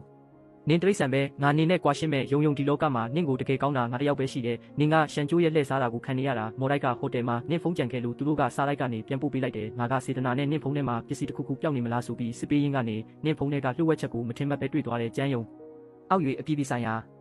ာလုပ်ငန်းစုရဲ့ CEO ပိုင်ရွှေနဲ့ငါကတက္ကသိုလ်လုံးကချစ်သူတွေလေအခုငါတို့သူတို့ရဲ့နိုင်ငံတကာလုပ်ငန်းစုကြီးနဲ့ပူးပေါင်းလှုပ်ဆောင်နေပြီးပိုင်ရွှေကငါ့ကိုအတွင်းရဲ့ချက်လက်တွေအများကြီးပြောပြထားတယ်ဒီအတန်ကရှန်ကျိုးပြောနေတာနဲ့တူပေမဲ့တေချာနားထောင်ကြည့်တော့လဲတိတ်မတူဘူးသူကဖုန်းဆော့ဖ်ဝဲသုံးပြီးပို့လိုက်တာလားအတန်ပြောင်းထားတာဖြစ်နိုင်ပေမဲ့ဒါတေချာပေါက်သူပဲသူကနင့်ကိုသူနဲ့အတူဘဝကိုကောင်းကောင်းဖြတ်တန်းခြင်းအောင်တမင်ကြွားနေတာဒါပေမဲ့သူမတော်တဆသူ့ရှိုးဝက်ချက်ကိုဖွင့်ချမိသွားတယ်သူအောက်၍လုပ်ငန်းစုနဲ့ပူးပေါင်းနိုင်တာကပိုင်ရွှေကစီးမြင့်ချိုးဖောက်ပြီးလိုဝက်ချက်တွေပေါက်ကြားအောင်လုပ်ပေးခဲ့လို့ပဲဒါကတရားမဝင်ဘူးရှန်ကျိုးကဥပဒေချိုးဖောက်မှုနဲ့တန်တရားရှိခံရပြီးအဖမ်းခံရထောင်ချလိမ့်မယ်ရှန်ကျိုးအိုရှန်ကျိုးနင်ကဟန်ဆောင်ကောင်းတဲ့သူအရန်ရှက်ဖို့ကောင်းတာပဲဟင်ကျန်းယုံအိုကျန်းယုံနင်ကတုံးလိုက်တာဒီအတန်ကရိုင်နဲ့ဖန်တီးထားတာယုံတတိထားစမ်းပါနင်ကမိသားစုတစ်ခုလုံးရဲ့အထင်လွဲခံနေရတာမဟုတ်ဘူးရှန်ကျိုးရဲ့ထောင်ချောက်စင်တာကိုခံနေရတာရှန်ကျိုးအိုရှန်ကျိုးနင်ကဒီလောက်တောင်ရုပ်မာတဲ့ယောက်ျားဖြစ်မယ်လို့ငါမထင်ထားခဲ့ဘူးငါတကယ်မျက်စိကန်းခဲ့တာပဲEverly, Everly, ဒရိုက်တာပုတ်ဖွဲ့ဘက်ကအန်ရီရဲ့ထင်းချုပ်ရေးအကြံပြုချက်တစ်ခုတင်ပြလာတယ်။ဘာအကြံပြုချက်လဲ။ Mr. ရှန်ကျိုးကမကြသေးခင်ကမိသားစုနဲ့ပတ်သက်တဲ့အပြတ်သဘောဆောင်တဲ့သတင်းတွေအများများနေတယ်လို့သူတို့ကယူဆတဲ့ဒါကိုဘသူကတင်ပြလာလဲ။ဒရိုက်တာရှန်ရွေတုံးရှန်ကျိုးရဲ့ကိုရေးကိုတာပြဿနာတွေက project ရဲ့နာမည်ကုန်သတင်းကိုထိခိုက်နိုင်တယ်လို့သူကပြောတယ်။သူကဘယ်ချိန်ကစပြီး project ရဲ့နာမည်ကုန်သတင်းကိုဒီလောက်ပြီးယူဆိုင်သွားတာလဲ။ရှန်ရွေတုံးကရှန်ကျိုးကိုဆိုင်းငံ့ထားချင်နေတာကျွန်မသွားပြောပေးရမလားမလို့ဘူး။သူ့ကိုစုံစမ်းဒရိုက်တာရှန်ကိုစုံစမ်းဒီရဲ့ပိုင်းသူဘသူတွေနဲ့တွေ့လဲဘသူစီဖုန်းဆက်လဲရှာကြည့်သူက project အတွက်လာတာမဟုတ်ဘူး။ရှန်ကျိုးအတွက်လာတာအောက်ရွေဘက်ကနောက်ပတ်မှာနောက်ဆုံးကဲဖြတ်မှုလုပ်မယ်ဒီအနေရဲ့၃ခုကိုဒီနေ့အပြီးပြင်ရမယ်စမ်းသက်ရေးအဖွဲ့ကဘာရှင်းကို online တင်မယ်မှတ်တမ်းအဖွဲ့ကအကဲဖြတ်ရေးစာရွက်စာတမ်းတွေကိုတပြိုင်နက်တည်းအတိတ်လုပ်မယ်ရှန်ကျိုးခဏရက်လိုက်ဦးဘာကိစ္စလဲကုမ္ပဏီကအောက်ရွေဒရိုက်တာဘုတ်ဖွဲ့စည်းကနေမင်းရဲ့ကိုရေးကိုတာဂုံတိတ်ခါပြဿနာတွေနဲ့ပတ်သက်တဲ့အနေရဲ့ထင်းချုပ်ရေးအကြောင်းကြားစာလက်ခံရရှိထားတယ်မင်းရဲ့ project လုပ်ပိုင်ခွင့်တွေကိုယာယီဆိုင်းငံ့ထားတယ်ကိုရေးကိုတာဂုံတိတ်ခါတကယ်ကိုပြဿနာတွေကတတိတန်းကြီးလာတာပဲဘာအနေရဲ့ထင်းချုပ်ရေးအကြောင်းကြားစာလဲမင်းဘာသာကြည့်လိုက်ဒီပုံတွေကအတုပုံတွေကလူကမင်းမဟုတ်ဘူးလားငါပဲဒါပေမဲ့အဲ့ဒါကကြောက်လျံမင်းတမင်တက်တေးဖြတ်ထားတဲ့ဗီဒီယိုတွေကြောင့်ဒုက္ခရောက်ဖူးလားငါ့ကိုဒါတွေလာမပြောနဲ့စုံစမ်းစစ်ဆေးမှုတွေရှင်းလင်းမသွားမချင်းမင်းအောက်ရွေ project နဲ့ပတ်သက်ခွင့်မရှိဘူး။ဟွာထန် project ရဲ့အဓိကတာဝန်ရှိသူများရှင်ရှန်ကျိုးဟာမိသားစုပြဿနာတွေကိုအသုံးပြုပြီးသူ့ရဲ့ကိုယ်ပိုင်ပုံရိပ်ကိုမြင့်တင်ဖို့လှုံ့ဆော်နေတယ်လို့တန်တရားရှိခံရပါတယ်။ဒီလိုလူမျိုးဟာအောက်ရွေရဲ့တန်900တန် project ကိုတာဝန်ယူဖို့မသင့်တော်ပါဘူး။တကယ်လို့မှန်ခဲ့ရင်အန်ရီကတကယ်ကိုကြီးမားပါတယ် projectဆက်စချင်းမှာရင်ဒီလောက်ပြဿနာတက်နေတာရှန်ကျိုးဆိုတဲ့လူကအယောင်ပိုင်းကနေတက်လာတဲ့ဒေါသတယောက်ပါသူကဒီလောက်ကြီးမားတဲ့လုပ်ငန်းစုကြီးဒီလောက်ကြီးမားတဲ့ project ကြီးနဲ့ပူးပေါင်းလုပ်ဆောင်ဖို့မထိုက်တန်ပါဘူးကျွန်တော်အကြံပြုချက်ကတော့ဆက်သွယ်ရမယ့်လူကိုချက်ချင်းအစားထိုးဖို့ပါကျွန်တော်တို့အောက်ရွေလုပ်ငန်းစုဆိုတာနိုင်ငံတကာလုပ်ငန်းစုကြီးပါကျွန်တော်တို့ရဲ့ဂုဏ်သိက္ခာကိုရှန်ကျိုးလိုလူမျိုးကြောင့်အပျက်စီးခံလို့လုံးဝမဖြစ်ပါဘူးရှင်ပြောလို့ပြီးပြီလားအဲ့ပါလီငါကကုမ္ပဏီအတွက်စဉ်းစားပေးတာမင်းရဲ့ကိုရေးကိုတာခန်းစားချက်တွေမပါပါစေနဲ့ကုမ္ပဏီအတွက်စဉ်းစားတာဆိုရင်ရှန်ကျိုးမိမရဲ့ယောက်ျားလေးတငယ်ချင်းနဲ့ဘာကိစ္စကုမ္ပဏီအလုပ်တွေအကြောင်းတွားပြောနေတာလဲရှင်းပြစမ်းကိုရေးကိုတာတွေ့ဆုံရုံတက်တက်ပါကောင်းပြီဒါဆိုငါလည်းကိုရေးကိုတာအနေနဲ့တတိပေးလိုက်မယ်ရှန်ကျိုးရဲ့ဒီ project ကိုဘယ်သူမှလာမထိနဲ့ထိတဲ့လူကိုငါအလုပ်မပေးဘူး director ရှန်အဝင်းက risk management အဖွဲ့ကိုဖိအားပေးထားတယ်သူရှန်ကျိုးကိုပိုကာကွယ်လေသူ့စိတ်ထဲမှာမလုံးမလဲဖြစ်နေတယ်ဆိုတာပိုပေါ်လွင်လေပဲဒါဆိုအခုဘယ်လိုလုပ်မလဲဒရိုက်တာဘုတ်ဖွဲ့ဝင်တွေအားလုံးနဲ့ကုမ္ပဏီရဲ့ risk management ဌာနစီရင်စစ်ဌာနတွေစီအခုချက်ချင်း email ပို့လိုက်ပိုင်ရွှဲကရှန်ကျိုးကိုဒီလောက်တောင်ကာကွယ်ပေးနေမှာတော့ပြင်ပလူတယောက်ကိုမျက်နှာလိုက်ရင်ဘယ်လိုတန်ဖိုးပေးဆက်ရမလဲဆိုတာသူ့ကိုငါသိအောင်လုပ်ပေးရမယ်ဒရိုက်တာရှန်ဒီလိုလုပ်ရင်ပြဿနာတွေကြီးသွားလိမ့်မယ်ငါလိုချင်တာလဲပြဿနာကြီးသွားဖို့ပဲပိုင်ရွှဲကအောက်ရွေကိုဖိနှိပ်ထားနိုင်ပေမဲ့လူတိုင်းရဲ့ပါဆက်ကိုတော့ပိတ်မထားနိုင်ဘူးဥက္ကဋ္ဌရဲ့အာဏာကလည်းပုတ်ဖွဲ့ရဲ့စောင့်ကြည့်မှုကိုခံရမှာပဲသူတယောက်တည်းသဘောနဲ့လုပ်ခွင့်မရှိဘူးရှန်ကျိုးအရင်တုန်းကမင်းကအတုံးမကျတဲ့အစီအစဉ်လေးတစ်ခုနဲ့သူ့အာယုံဆိုင်မှုကိုလူယူသွားခဲ့တယ်အခုတော့မင်းကိုအတုံးမကျတဲ့တက်တေအထောက်ထားတွေနဲ့လူတိုင်းရဲ့ယုံကြည်မှုကိုဆုံးရှုံးအောင်ငါလုပ်ပြမယ်ကျွန်တော်တို့တကယ်ပဲစုံစမ်းသိရှိခဲ့ရပါပြီဥက္ကဋ္ဌပိုင်ရွှဲနဲ့ရှန်ကျိုးကတက္ကသိုလ်ကျောင်းတုန်းကရီးစားတွေဖြစ်ခဲ့တာပါသူတို့ဆက်ဆံရေးကရိုးရှိမနေဘူးဟွန်းငါမရနိုင်တဲ့မိမကိုတခြားဘသူမှလည်းရခွင့်မပေးနိုင်ဘူးရှန်ကျိုးဒီတခါတော့မင်းတေချာပေါက်သေးပြီးဘသူမှမင်းကိုမကာကွယ်ပေးနိုင်ဘူးဘာဖြစ်လို့လဲရှန်ကျိုးမင်းငါနဲ့လိုက်ခဲ့ project ချက်လက်တွေစီစဉ်လို့မပြီးသေးဘူးလေခုချိန်မှာမင်းက project ကိုဂရုစိုက်ဖို့စိတ်ပါနေသေးတာလားမင်းဘာသာမင်းကြည့်လိုက်စမ်းဘသူပို့တာလဲဆိုတာအခုချိန်မှာအရေးကြီးလို့လားအရေးကြီးတာကကုမ္ပဏီကမင်းကြောင့်ဒုက္ခရောက်နေပြီဆိုတာပဲငါမလုပ်ခဲ့ဘူးမင်းမလုပ်ဘူးပြောတိုင်းမလုပ်ဘူးဖြစ်တွားရောလားငါတေချာစုံစမ်းမယ်မင်းစုံစမ်းလို့ပြီးတဲ့အချိန်ဆိုကုမ္ပဏီရဲ့နာမည်ကုန်သတင်းလဲပျက်စီးသွားပြီးတော်လောက်ပြီးရှန်ကျိုးဒီကိစ္စအတွက်မင်းကုမ္ပဏီကိုတေချာပေါက်ဖြည့်ရှင်းချက်ပေးရမယ်။အိုင်ဝင်လင်းစုံစမ်းလို့သိရပြီးအမည်မသိ email ရဲ့မူရင်းချက်လက်တွေကဖုန်းအဟောင်းတစ်လုံးကနေအစောဆုံးထွက်ပေါ်လာတာဘသူဖုန်းလဲကျန်းယုံရဲ့ဖုန်းနည်းပညာဌာနကလွှင့်တင်ခဲ့တဲ့လမ်းကြောင်းကိုပြန်ရှာတွေ့ခဲ့တဲ့အချက်လက်တွေကိုကျန်းယုံရဲ့ဖုန်းအဟောင်းကနေအရင်ထုတ်ယူခဲ့ပြီးအပြင်ကစတူဒီယိုတစ်ခုမှာတိဖြတ်ခဲ့တဲ့နောက်ဆုံးမှာတော့ဒါရိုက်တာရှန်ရွေတုံးရဲ့ရုံးခန်းအင်တာနက်ကနေတဆင့်ပို့လိုက်တာပဲတက်တေအထောက်ထားတွေပြည့်စုံပြီလားနောက်ဆုံးတစ်ကွက်လိုနေသေးတယ်ဘာလဲလင်းရွှီဒါကတပ်ပုံစတူဒီယိုကိုအချိန်ချင်းဝင်ထွက်သွားတဲ့မှတ်တမ်းပဲဒါပေမဲ့ဒါကမျက်နှာပြင်ပေါ်ကတက်တေပဲရှိသေးတယ်သူနဲ့ရှန်ရွေတုံးကြားကအယောင်းဝယ်လုပ်ခဲ့တဲ့မှတ်တမ်းကိုရမှသာတစ်ခုလုံးပြီးပြည့်စုံသွားမှရှန်ကျိုးကိုအရင်မပြောပြနဲ့အောင်ဘာဖြစ်လို့လဲသူခုလောက်ဆိုတော်တော်လေးခက်ခဲနေလောက်ပြီးဒီတစ်ချိန်တော့သူ့ကိုတယောက်တည်းဒုက္ခမခံစေချင်ဘူးငါ ရှန်ကျိုးကိုမေးကြည့်မယ်သူဒီလိုမိစ္ဆာတကောင်ဖြစ်လာမယ်ဆိုတာငါမယုံဘူးသူ့ကိုမင်းမလို့လားမင်းမေးရင်ကောသူကဝန်ခံမှာမို့လို့လားဒါဆိုငါဘယ်လိုလုပ်ရမလဲကွာရှင်းလိုက်သူကမင်းကိုဒီအခြေအနေရောက်တဲ့အထိဒုက္ခပေးနေတာတော့မင်းကသူနဲ့ဆက်ပေါင်းချင်နေသေးတာလားမင်းအမေကဆေးရုံကရင်ပေါ်မှာလဲနေတယ်မင်းဖေကလည်းအဲ့ဒီလောက်အထိဒေါသထွက်နေရတဲ့မိသားစုတစ်ခုလုံးကမင်းကိုတရိတ်ဆန်လို့ဆဲဆိုနေကြတယ်တကယ်တော့မင်းကိုတရိတ်ဆန်ဖြစ်အောင်လုပ်ခဲ့တဲ့သူကရှန်ကျိုးပဲငါအမေအသက်အန္တရာယ်နှီးပါဖြစ်ခဲ့ရတယ်ဟုတ်တယ်မင်းအမေတေလူနှီးပါဖြစ်ခဲ့ရတယ်ရှန်ကျိုးကမင်းအမေရဲ့အသက်ကိုယင်ပြီးသူ့အတွက်ရွမ်တန်း900တန်း project ကိုလဲလှယ်ယူခဲ့တာယုံသူကမင်းကိုချစ်တာမဟုတ်ဘူးသူကမင်းတို့မိသားစုတစ်ခုလုံးကိုနင်းပြီးအထက်ကိုတက်လန်းနေတာငါကွာရှင်းမယ်ရှန်ကျိုးလိုလူမျိုးနဲ့ဝေးမှနေမယ်ယုံကွာရှင်းစာချုပ်ကိုငါမင်းအတွက်ပြင်ဆင်ပေးထားပြီးတရားရုံးကိုသွားရင်အမြန်ဆုံးကွာရှင်းနိုင်လိမ့်မယ်သူ့ကိုဘာပစ္စည်းမပါပဲအဝတ်တစ်ထည်ကိုတစ်ခုနဲ့ထွက်သွားအောင်လုပ်ရမယ်အဝတ်တစ်ထည်ကိုတစ်ခုနဲ့ထွက်သွားအောင်လားဟုတ်တယ်ဒီလိုယောက်ျားမျိုးကဘာမှမရှိတဲ့ဘဝကိုရောက်သွားတဲ့ယုံမင်းထပ်ပြီးစိတ်မပြောတင်တော့ဘူးငါကတေချာအောင်မေးကြည့်ခြင်းယုံလေးပါတုံဆိုင်နေစရာဘာမှမရှိတော့ဘူးမင်းမိဘတွေသူ့ကြောင့်ဒီလိုအခြေအနေရောက်သွားတာတော့မင်းကသူ့ကိုအခွင့်အရေးပေးခြင်းသေးတာလားဒါဆိုငါဘယ်လိုလုပ်ရမလဲမင်းမိသားစု group chat ထဲကိုပို့လိုက်ငါဘာပို့ရမလဲဒီတက်တွေအထောက်ထားတွေကိုပေါ့ဒီလိုပို့လိုက်ရင်အရန်ရက်ဆက်ရမကြလုံးဘူးလားရက်ဆက်တာကသူကမင်းကိုဖြတ်အစည်းနိုင်မှာတော့မင်းကကောသူ့ကိုပြန်မဖြတ်စည်းနိုင်ဘူးလားမင်းကမင်းမိဘတွေအတွက်တရားမျှတမှုကိုတောင်းဆိုပေးုံတက်ပဲဆေးရုံကိုလာတာပဲဖြစ်ဖြစ်ငါမိဘတွေကိုတိတ်တဆိတ်ဆက်သွယ်တာပဲဖြစ်ဖြစ်ငါတွေ့ရင်ချက်ချင်းရဲတိုင်မယ်ရှင့်ကုမ္ပဏီကိုထပ်လာပြီးရှင့်နာမည်ကိုအကုန်ဖြတ်စည်းပစ်မယ်ငါဂျန်ယုံကပြောရင်ပြောတဲ့အတိုင်းလုပ်တယ်ဂျန်ယုံမင်းတောင်တမရဘူးမျှော်လင့်ပါတဲ့အကိုရှန်ခဏလောက်နားလိုက်ပါဦးပြင်ရမယ်အနေရဲ့ဘိုင်း3နေရာကြံသေးတယ်ဒီညနောက်ဆုံးပါရှင်းထွက်ကိုထွက်ရမယ်အတော်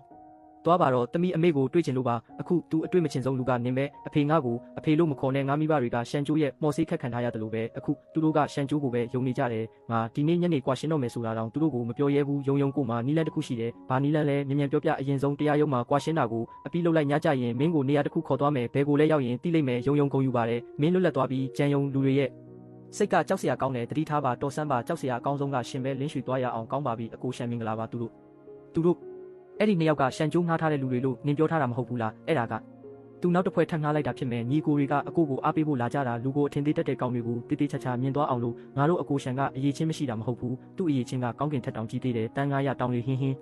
ခွေးအုံနောက်ရှိတဲ့တချို့လူတွေနောက်တရားနေကြတော့မှာပဲဘော့စ်မာခဲ့ပါအလောက်ကပိုရေးကြီးတယ်ကုမ္ပဏီပြန်ကြဆိုရှန်ကျိုးသူတို့ပြောတာတွေကအမှန်တွေကြီးပဲလားကြံယုံနှုတ်ဆက်ပါတယ်တုံးတဲ့မိန်းမဟုန်ကွာရှင်းပြီးနေပြီပဲသူ့ကိုဘာလို့ဂရုစိုက်နေအောင်မလဲဒါပေမဲ့သူကနင်ပြောတဲ့လူစားမျိုးမဟုတ်ဘူးလို့ငါအမြဲခံစားနေရတဲ့ကားပေါ်တဲ့မင်းကိုနေရာတစ်ခုခေါ်သွားမယ်ဒါပဲနေရာလဲစိတ်ချပါငါရှာထားတဲ့အဆက်အသွယ်ပါဘာအဆက်အသွယ်လဲမင်းရဲ့မိဘတွေမင်းကိုပြန်လက်ခံလာအောင်လုပ်ပေးနိုင်တဲ့အဆက်အသွယ်လေးကောင်းပြီလီရွှဲဒီလူကဘာတူလဲ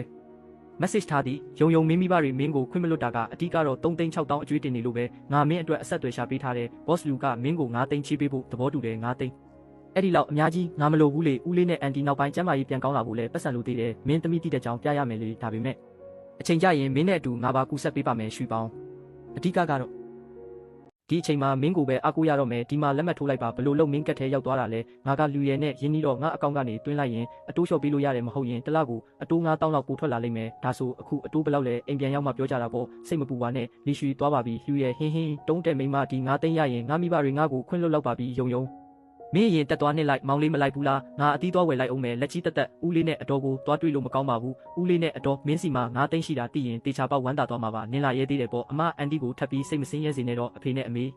သမီးပြဿနာလာရှင်းတာပါနင်ကဘာရှင်းနိုင်မှာလဲအဖေတို့ကရှန်ကျိုးလိန်နာကိုတကယ်ခံလိုက်ရတာရှန်ကျိုးကြောင့်အကျွေးတွေအများကြီးတင်သွားရတာသမီးအကျွေးတွေဆက်ပေးနိုင်ပါလေလင်းရွှေကူညီပြီးချေးပေးထားတာ9,000,000ရှိတယ်3,600,000ကိုတခါတည်းအခြေဆက်လို့ရပြီသူရောဘယ်မှာလဲသူအတီးသွားဝယ်နေတယ်သမီးအခုသူ့ကိုခေါ်လိုက်မယ်လူကြီးမင်းခေါ်ဆိုတော့ဖုန်းမှာဆက်ပိတ်ထားပါသည်ဘလို့ဖြစ်လို့ဆက်ပိတ်သွားတာလဲလူကြီးမင်းခေါ်ဆိုတော့ဖုန်းမှာဆက်ပိတ်ထားပါသည်သူခုနကပဲအောက်ထပ်မှာရှိနေတာသမီးသွားရှာလိုက်အောင်မယ်လင်းရွှေလူကြီးမင်းခေါ်ဆိုတော့ဖုန်းမှာလက်တလောကိုင်မိသူမရှိပါလင်းရွှေနင်အခုထွက်ခဲ့စမ်းလင်းရွှေနင်ထွက်ခဲ့စမ်းပါလင်းရွှေငါပတ်စံ9,000,000ပြန်ပေးလင်းရွှေနင်ကလိန်ညာတဲ့တရိတ်ဆန်ပဲအမလင်းရွှေရောသူဖုန်းပိတ်သွားပြီဖုန်းပိတ်သွားတယ်ပတ်စံရောက်သွားပြီဘသူကက်ထဲရောက်သွားတာလဲလင်းရွှေကက်ထဲပါနင်မပြောလိုက်တယ်9,000,000ကလင်းရွှေကက်ထဲရောက်သွားတယ်သူကသူ့အကောင့်ကနေသွားရင်အတိုးသက်တာတယ်ပြောလို့နင်ကမိသားစုကိုဒုက္ခတွင်းနဲ့ထက်တွန်းချလိုက်ပြန်ပြီလားငါသမီးလေးရဲ့ရှန်ကျိုးကိုမြန်သွားရှာဟုတ်တယ်ဒီလောက်ကြီးတဲ့ကိစ္စရှန်ကျိုးနဲ့မြန်သွားတိုင်ပင်သမီးနဲ့ရှန်ကျိုးကွာရှင်းလိုက်ပြီနင်ဘာပြောတယ်သမီးနဲ့ရှန်ကျိုးကွာရှင်းလိုက်ပါပြီဦးလေးလူလာကြပါဦးလူနာတတိမေ့သွားပြန်ပြီန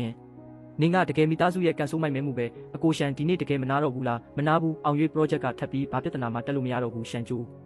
မင်းညအိတ်မပြောတာ3ရက်ဆက်တိုက်ရှိနေပြီနောက်ထပ်အနေရရှိတဲ့အချက်9ချက်ကြံသေးတယ်ပြီးမှပဲပြောတော့ခမရယူနေလားကျွန်တော်ကိုအောင်ရွေးစီလာခိုင်းသေးတယ်ဘာကြောက်စရာရှိလို့လဲကျန်းယုံကပတ်စံလိန်ခံရတာတိသွားပြီးသူရဲတိုင်လိုက်ပြီးအဲ့ဒါမင်းကိစ္စလေးဘာကိုကျွန်တော်ကိစ္စလဲအစကတပ်ပုံတွေအတန်ဖိုင်တွေအကုန်ခမရပဲကျွန်တော်ကိုပို့ခိုင်းခဲ့တာလေးတိုးလှုပ်ဆန်းကျွန်တော်ဂယုမဆိုင်ဘူးခမရကျွန်တော်ကိုပတ်စံပေးရမယ်ကျွန်တော်နိုင်ငံခြားသွားမယ်ဒီညထွက်သွားမယ်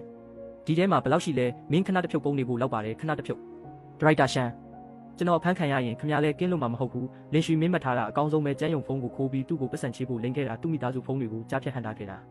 ဒီကိစ္စတွေကဘယ်ကိစ္စကိုငါကမင်းကိုအတင်းလုတ်ခိုင်းခဲ့လို့လဲမင်းကန်ကောင်းသွားတာပဲငါနဲ့ကွက်တိလာဆုံးလို့ငါပေးတဲ့လမ်းကိုရှောက်ပါနောက်လည်းမကြည့်နဲ့မဟုတ်ရင်မင်းသိမယ်လက်ထောက်လင်းရှင်စစ်ဆေးခိုင်းထားတဲ့စောင့်ကြည့်ကင်မရာမှတ်တမ်းတွေရပါပြီကူးယူထားလိုက်ပါအပလင်းအဗလင်းရှန်ယူတုံးနဲ့လင်းရွှေတို့တွေ့ခဲ့ကြတယ်ထောက်ထားတွေခြံထားခဲ့တယ်အခုပဲရှင်းလိုက်ရမလားမလောပါနဲ့သူ့ကိုဆက်လုပ်ရှားပါစေငွေမထွက်ပဲဘလို့လောက်ရိုက်လို့ရမလဲအထောက်ထားအပြည့်စုံစုထားပါသူ့ကိုအလုပ်ထုတ်ပြဖို့စီစဉ်နေတာလားသူ့ကိုသူတေတွင်းနဲ့ဘလို့ပို့လိုက်လဲဆိုတာဒရိုက်တာဖုတ်ဖွဲ့ကိုမျက်မြင်ကိုတွေ့မြင်စေချင်လို့ပါလူကြီးမင်းတို့ဟွာထန်ဟိုးတင် project တိုးတက်မှုကနှိကွေးနေပါတယ်အပြင်ကသတင်းဆိုးတွေလည်းဆက်ရှိနေပါတယ်အဓိကပြဿနာကတခုတည်းပါပဲရှန်ကျိုးရှင်ကျိုးပါဒါဟာဥက္ကဋ္ဌအပလင်းကိုယ်တိုင်ရွေးချယ်ထားတဲ့သူဖြစ်နေလို့ပို့ပြီးသတိပေးရတာပါကိုရေးကိုတာတန်ရောစင်တွေကကုမ္ပဏီရဲ့အကျိုးစီးပွားကိုမထိခိုက်စေဖို့တားမြစ်ထားပါတယ်ဒရိုက်တာရှန်ရှင်ပြောတဲ့စကားကဘာအဓိပ္ပာယ်လဲကျွန်တော်ဆိုလိုတာကဥက္ကဋ္ဌအပလင်းကရှန်ကျိုးနဲ့တည်နေတော့ရှန်ကျိုးနဲ့ပတ်သက်တဲ့ဆုံးဖြတ်ချက်တွေမှာတင်းကျပ်မှုမရှိနိုင်ဘူးလို့ပြောတာပါဒရိုက်တာရှန်စကားပြောတာဆင်ခြင်မှာကျွန်တော်ကကုမ္ပဏီအတွက်တာဝန်ယူပြီးပြောတာပါ project တစ်ခုကဥက္ကဋ္ဌရဲ့ကိုရေးကိုတာခန်းစားချက်တွေအပေါ်အခြေခံနေရင်အဲ့ဒါကအနည်းပါပဲဒါကဘာလဲဒရိုက်တာရှန်ရှင်းပြပါဦးဒါကကိုရေးကိုတာတငယ်ချင်းတွေတွေ့တာပါကိုရေးကိုတာတငယ်ချင်းတွေဟုတ်လားရှင်ကလူငါပြီးဗီဒီယိုတွေကိုမတမာတဲ့ရည်ရွယ်ချက်နဲ့တီးဖြတ်ခိုင်းတာလေဒါကအထောက်ထားအတုလုပ်တာပဲဒါတွေကအနည်းထိန်းချုပ်ရေးကော်မတီကိုတင်ပြမဲ့အချက်လက်တွေဖြစ်ရမယ်ဒါကကျွန်တော်နဲ့မဆိုင်ဘူးပြီးတော့ဒရိုက်တာရှန်ဒါကငွေလွှဲထားတဲ့မှတ်တမ်းပဲစောစောကရှင်ပြောတော့ကျမကရှန်ကျိုးကိုမျက်နှာလိုက်တယ်ဆိုအခုရှင်ကယာတုအာနာကိုတုံးပြီးအထောက်ထားတူတွေလုပ်ကုမ္ပဏီရဲ့ project ကိုဖျက်ဆီးနေတာကိုကြတော့ဘလို့ခေါ်မလဲပိုင်ရွှေပိတ်ကျူအပလင်းကိုကမင်းကိုရှန်ကျိုးလှည့်စားသွားမှာစိုးရင်လို့ပါဘသူရဲ့လှည့်စားမှုကိုခံရတယ်ဆိုတာရှင့်စီကတင်ယူစရာမလိုပါဘူးဒါပေမဲ့ရှင်ကကုမ္ပဏီကိုလိမ့်လဲနေတာထောက်ထားခိုင်းလုပ်နေပြီရှန်ယူတုံးရှင်ပါရှင်းပြစရာကြံသေးလဲကိုကကုမ္ပဏီအတွက်လုပ်ခဲ့တာပါကုမ္ပဏီအတွက်ဆိုပြီးအန်ဒီရဲ့ထိန်းချုပ်ရေးအချက်လက်တွေကိုအတုလုပ်တာပေါ့ရှန်ကျိုးကအစကတည်းကတန်ရှင်းတဲ့သူမဟုတ်ဘူးပြီးတော့အိမ်ထောင်တွေတယောက်ဘာလို့အပလင်းကသူ့ကိုဒီလောက်ကာကွယ်ပေးနေရတာလဲရှန်ယူတုံးရှင်ကအခုချိန်ထိသူများကရှင်းပစ္စည်းကိုလူသွားတယ်လို့ထင်နေတော့မဲလားမဟုတ်ဘူးလားတက္ကသိုလ်တုန်းကလည်းသူပဲအခုလည်းသူပဲမင်းမျက်လုံးထဲမှာအမြဲတမ်းရှန်ကျိုးပဲရှိနေတာရှင်းမသွားပြီးကျမမျက်လုံးထဲမှာရှန်ကျိုးပဲရှိနေတာမဟုတ်ဘူးကျမမျက်လုံးထဲမှာအရေးချင်းရှိပြီးစီးမြင့်ရှိတာဝန်ယူတတ်တဲ့သူကိုပဲမြင်တာရှင်ကတော့အဲ့ဒီအချက်တွေကတခုမှမရှိဘူးဟုတ်ဖွဲ့ရဲ့ဆုံးဖြတ်ချက်အရာရှန်ယူတုံးကိုမဟာဗျူဟာဒရိုက်တာယာရုကနေချက်ချင်းထုတ်ပယ်ပြီးသူ့ရဲ့ project လုပ်ပိုင်ခွင့်တွေကိုရပ်ဆိုင်းလိုက်တယ်မင်းတို့ရဲတယ်ပေါ့ဒီနေ့ကစပြီးရှင်ကအောက်ရွေ့ or ရဲ့လူမဟုတ်တော့ဘူးပိုင်ရွှေရှန်ကျိုးကမင်းကိုကျေးဇူးတင်မယ်ထင်နေလားမင်းသူ့အတွက်ဘာတွေလုပ်ပေးခဲ့လဲဆိုတာ तू လုံးဝမသိဘူးအခု तू ကွာရှင်းထားပေမဲ့မင်းကိုလှည့်ကြည့်မှာတော့မဟုတ်ဘူးကျမသူ့ကိုကာကွယ်ပေးတာကသူ့ကိုလှည့်ကြည့်စေချင်လို့မဟုတ်ဘူးတန်ရှင်းတဲ့သူတယောက်ကိုညစ်ပတ်တဲ့လက်တွေနဲ့ဖျက်ဆီးတာကိုမကြည့်ရလို့ပဲတန်ရှင်းတယ်သူအိမ်အောင်ကြဘူးတဲ့ကြံယုံဂျေငွန်ရဲ့စွန့်ပစ်တာကိုခံရတယ်တကုမ္ပဏီလုံးရဲ့လှောင်ပြောင်တာကိုခံရတယ်ဒါပေမဲ့သူများကိုဒုက္ခမပေးဘူးအထောက်ထားမလိမ်ဘူးသူများရဲ့နာကျင်မှုကိုအတုံးချပြီးအမျက်မထုတ်ဘူးရှန်ယူတုံးရှင်ရှန်ကျိုးကိုရှုံးတာကသူ့ကံကောင်းလို့မဟုတ်ဘူးရှင်ကအရှုံးကိုတော့လက်မခံရဲလို့ပဲပိုင်ရွှဲမင်းနောင်တရားလိမ့်မယ်အပလင်းမစ္စတာရှန်ကိုပြောပြဖို့လိုသေးလားမလိုပါဘူးသူ့ကိုကူညီနေတဲ့သူရှိတယ်ဆိုတာသူသိစရာမလိုဘူးသူကအနိုင်ရဖို့ထိုက်တန်တယ်ဆိုတာကိုပဲသူသိဖို့လိုတယ်ဟွာထန်ဟိုးတင်ကိုအကြောင်းကြားလိုက်ပါ project ပူးပေါင်းဆောင်ရွက်မှုကိုချက်ချင်းစတင်မယ်တာဝန်ခံကရှန်ကျိုးပဲဖြစ်ရမယ်အောင်မြင်ပြီဟဲ့ဒီအကူကမိုက်တယ်ကွာတန်900တန် project ကိုတကယ်ရသွားတာပဲဟေ့မစောကြနဲ့ကိုရှန်တွားမယ်တိတ်နေကြဒီ3လအတွင်းငါတို့အပင်ပန်းခံရကျိုးနဲ့တယ်တန်900ငါတို့ရသွားပြီနိုင်ပြီညီလေးရှန်အရင်တုန်းကငါမရိုင်းခဲ့တာတွေရှိတယ်ဒီတစ်ခါတော့မင်းကိုတကယ်လေးစားသွားပြီး project ကအားလုံးဝိုင်းစူးစမ်းလို့ရခဲ့တာပါညီလေးရှန်ကမင်းအတွက်လက်ဆောင်ကြီးတစ်ခုပြင်ဆင်ထားတယ်ဘာလက်ဆောင်ကြီးလဲမင်းမကြခင်သိရပါလိမ့်မယ်အမေပါဇက်ဟာအိုးတောင်းပန်ပါတယ်အမေတောင်းပန်ပါတယ်ယုံအမေကတိတ်တာပဲလားဒီလတွေမှာသမီးလဲပင်ပန်းနေရပြီးလင်းရှီဆိုတဲ့တရိတ်ဆန်ကောင်သတင်းမရသေးဘူးလားသမီးရဲတိုင်ထားတယ်သူတရေလို့ပုံနေတာပဲနိုင်ငံခြားသွားပြီးနင်းလဲတကယ်ကြီးပြင်းတင်ပြီးငါတို့လဲနင့်ကိုတေချာမဆုံးမခဲ့ရတာဖြစ်ပါပဲယုံနင်းရှန်ကျိုးလိုယောက်ျားကောင်းကိုလက်လွတ်လိုက်ရတာပဲမပြောပါနဲ့တော့နင်းသူနဲ့ဆက်သွယ်သေးလားငါမှဘယ်မျက်နှာနဲ့ဆက်သွယ်ရမှာလဲနင်းတို့ဘာလာလောက်တာလဲ3လပြည့်ပြီးပတ်စံဆက်ရတော့မယ်မန်နေဂျာကြောက်နင်းတို့ဒီလိုမလုပ်ပါနဲ့အကျွေးဆက်တာတဘာဝပါပဲကြောက်လျက်ငါတို့ဒီလိုလုပ်တာလုံးမသွားဘူးလားသူကရှန်ကျိုးရဲ့ဇနီးဟောင်းပဲလေ boss မှာဒါငါရှန်ကျိုးကိုပေးချင်တဲ့လက်ဆောင်ကြီးပဲလေငါမှအခုတကယ်ပတ်စံမရှိရင်တွားရောက်လေနင်းအကျွေးဆက်ရမယ်နင်းတို့ကငါယောက်ျားရဲ့လုပ်ဖို့ကိုင်ဖက်တွေမလို့ငဲ့ညာဆန်းပါမဟုတ်ဘူးလင်းဟောင်းငါသမီးကိုမဖိအားပေးပါနဲ့ဦးလေးချမ်းအစတုန်းကစာချုပ်မှာလက်မှတ်ထိုးခဲ့တာဦးလေးလေမန်နေဂျာကြောက်ငါတောင်းပန်ပါတယ်ကဲညီလေးရှန်ကျိုးမျက်နှာနဲ့နင့်ကိုရရက်အချိန်ပေးမယ်ရရက်ပြည့်ရင်အကျွေးဆက်ရမယ်ဖေကြကျန်းယုံအတွင်းမှာရှိတယ်မလားကျန်းယုံတိန်းငါဆက်ရတော့မယ်ပတ်စံတွေကိုလီရှုလှည့်စားယူသွားပြီးဟွန်းဒါနင့်ကိစ္စလေးနင်တို့ဘာလုပ်တာလဲငါသမီးကိုမထိနဲ့အကျွေးမဆက်ဖဲတရားပြမနေနဲ့ဒီနေ့ပတ်စံမပေးရင်ဒီတကားတွေကထွက်သွားဖို့မစင်စားနဲ့ငါမှတကယ်ပတ်စံမရှိတော့တာပါနင့်အခုစုစုပေါင်း180ကျွေးတင်နေပြီကြားလေကျွေးပုံများလေးပဲပတ်စံပေးမလားလူပေးမလားအိုးဖះတခင်ဒါငါတို့မိသားစုတစုလုံးရဲ့အသက်ကိုယူနေတာပဲငါ့ကိုတေးခွင့်ပေးလိုက်ပါလွတ်ကြနင်တို့ငါ့ကိုလွတ်ကြယုံရဲ့နင်ရှန်ကျိုးနဲ့ကွာရှင်းမသွားခဲ့ရင် तू အခုဟွာထိန်ကုမ္ပဏီရဲ့အဓိကတောက်တိုင်ဖြစ်နေပြီး तू နင့်ကိုကူညီဖို့နီးလက်ရှာပေးနိုင်မှာတေချာတယ်မပြောပါနဲ့တော့မနေ့ကသားဆိုငါတို့ဒီလောက်အကျွေးတွေတင်မှာမဟုတ်ဘူးငါမမှန်းသိပါပြီငါတကယ်မမှန်းသိပါပြီဟဲချမ်းသာတဲ့လင်ဟောင်းရှိသေးတာပဲကောင်းတာပေါ့ သူ့ကိုအကျွေးဆက်ခိုင်းလိုက်လေငါကပတ်စံပဲတည်တယ်လူမသိဘူးမစ္စတာလီယူမလောပါနဲ့စုစုပေါင်းအခုဖြစ်ပျက်နေတာတွေကိုငါရိုက်ပြီးရှန်ကျိုးစီပို့လိုက်ပြီးသူခဏနေရောက်လာတော့မှာပါရှန်ကျိုးညီလေးရှန်ကျိုးဒါငါနင့်ကိုပေးတဲ့လက်ဆောင်ကြီးပဲဒီပွဲကိုနင်းကြည့်ကိုကြည့်ရမယ်စကားအပိုတွေမပြောနဲ့ဟာဒီဘက်က boss ရှန်မဟုတ်လားခင်ဗျားဘယ်လိုလုပ်မလဲကြည့်ရအောင်ဒီဘက်က boss ရှန်မဟုတ်လားခင်ဗျားဘယ်လိုလုပ်မလဲကြည့်ရအောင်ယောက်ျားငါမှားသွားပါတယ်ငါတကယ်မှားသွားပါတယ်ငါထွက်သွားရတာမကျေနပ်ဘူးနင်းနဲ့ကွာရှင်းခဲ့တာမလုပ်သင့်ဘူးနင့်အသေးကိုထက်ခါခွဲခဲ့တာမလုပ်သင့်ဘူးငါ့ကိုယောက်ျားလို့မခေါ်နဲ့ငါတို့ကွာရှင်းပြီးပြီရှန်ကျိုးတော်ပြီတရုတ်ဆောင်တာပြီးပြီလားနင်းမဆက်နိုင်ရင်သူ့ကိုနင့်အစားအကျွေးဆက်ခိုင်းလိုက်လီရှုကိုဖမ်းလိုက်ပြီးထောင်ချဖို့ကစောနဲ့နောက်ပဲနင်းငါ့ကိုမချင်းချောင်းနဲ့အကျွေးဆက်တာတဘာဝပဲအကျွေးဆက်တာမမှားဘူးဒါပေမဲ့ဒီအကျွေးကဘလို့ဖြစ်လာတာလဲစာချုပ်ကတရားဝင်ရဲ့လားနင်းတို့ရင်ထဲမှာမသိဘူးလားသူကိုယ်တိုင်လက်မှတ်ထိုးပြီးလက်ပွေနှိပ်ထားတာလေဒါဆိုရဲတိုင်လိုက်လီရှုရဲ့လိမ်လည်မှုနဲ့နင်းတို့နဲ့ပတ်သက်မှုရှိမရှိစစ်ဆေးရအောင်ကောင်းပြီဒါဆို380ကိုငါမပြောတော့ဘူးဒါပေမဲ့မူလကျွေး350နဲ့အတိုးကိုတော့နင်းဆက်ရမယ်ငါသူ့အစားတပြားမှမဆက်ပေးနိုင်ဘူးသူ့အကျွေးကသူ့ကိစ္စပဲငါဆက်မယ်ငါအလုပ်လုပ်ပြီးဆက်မယ်အရေးကြဆက်မယ်ဟုတ်တယ်ငါတို့မိသားစုတစုလုံးဆက်မယ်ငါတို့လင်မယား2ယောက်တန်ရှင်းရေးလုပ်မယ်အမိုက်ကောက်မယ်ငါတို့ဆက်ကိုဆက်မယ်ကောင်းပြီနောက်2ရက်နေရင်စာချုပ်တစ်ပြန်လာကြုံမယ်မူလကျွေး350နဲ့အတိုးကိုတော့လိမ်ဖို့မစင်းစားနဲ့ရှန်ကျိုးကျေးဇူးတင်ပါတယ်ငါ့ကိုအခွင့်အရေးတစ်ခါလောက်ထပ်ပေးပါလားကျန်းယုံငါတို့ဘာမှမဖြစ်နိုင်တော့ဘူးငါတို့နင့်ကိုဒူးထောက်တောင်းပန်ပါတယ်ငါတို့မိသားစုတစုလုံးနင့်အပေါ်မှားခဲ့တာပါယုံကိုအခွင့်အရေးတစ်ခါလောက်ထပ်ပေးပါဦးငါနဲ့ကျန်းယုံရဲ့ရေဆက်ကကုန်ပြီကျန်းယုံနင်လုံးဝမထိုက်တန်ဘူးလွန်ခဲ့တဲ့လအနေငယ်တုန်းကနင်ငါ့ကိုရှန်ကျိုးငါထားတဲ့တရုတ်ဆောင်လို့ပြောခဲ့သေးတယ်မလားဒီနေ့နေရှင်းရှင်းလင်းလင်းမြင်အောင်ပြပေးမယ်အားလုံးဝင်ခဲ့ကြဟုတ်ပြီရှန်ကျိုးရဲ့လုပ်ရည်ကိုင်ရည်ထူးချွန်ပြီးစာရိတ္တကောင်းမွန်တာကြောင့်ဟွာထိန်နီးပညာဒါရိုက်တာဖွဲ့ကဒီနေ့ကစပြီးရှန်ကျိုးကိုကုမ္ပဏီရဲ့ပါတနာအဖြစ်တိုးမြင့်လိုက်ပြီးဟွာထိန်နီးပညာရဲ့ boss အသစ်တွေကတယောက်ဖြစ်လာပါပြီ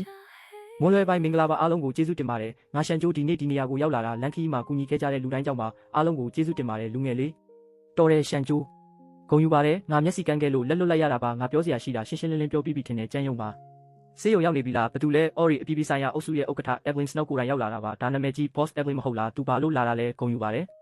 ဒါနှုတ်ဆက်လက်ဆောင်ပါဦးကျေးဇူးတင်ပါတယ် Boss Evelyn ငါတို့ Boss Shan နဲ့ Evelyn ကဘာလို့ဒီလောက်ရင်းနှီးနေတာလဲဒီအိတ်ထဲမှာဘာတွေပါလဲအိတ်ထဲမှာပါတာကငါတို့ Boss ပိုင်16နှစ်တည်းကတင်ထားခဲ့တဲ့စေတနာတွေလေ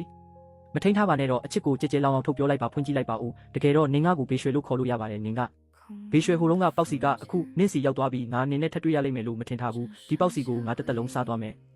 ကျန်တဲ့ဘဝတစ်ခုလုံးပေါက်စီအပြည့်အဝကျွေးမယ်ပေါင်းဖက်ကြပါပေါင်းဖက်ကြပါပေါင်းဖက်ကြပါပေါင်းဖက်ကြပါ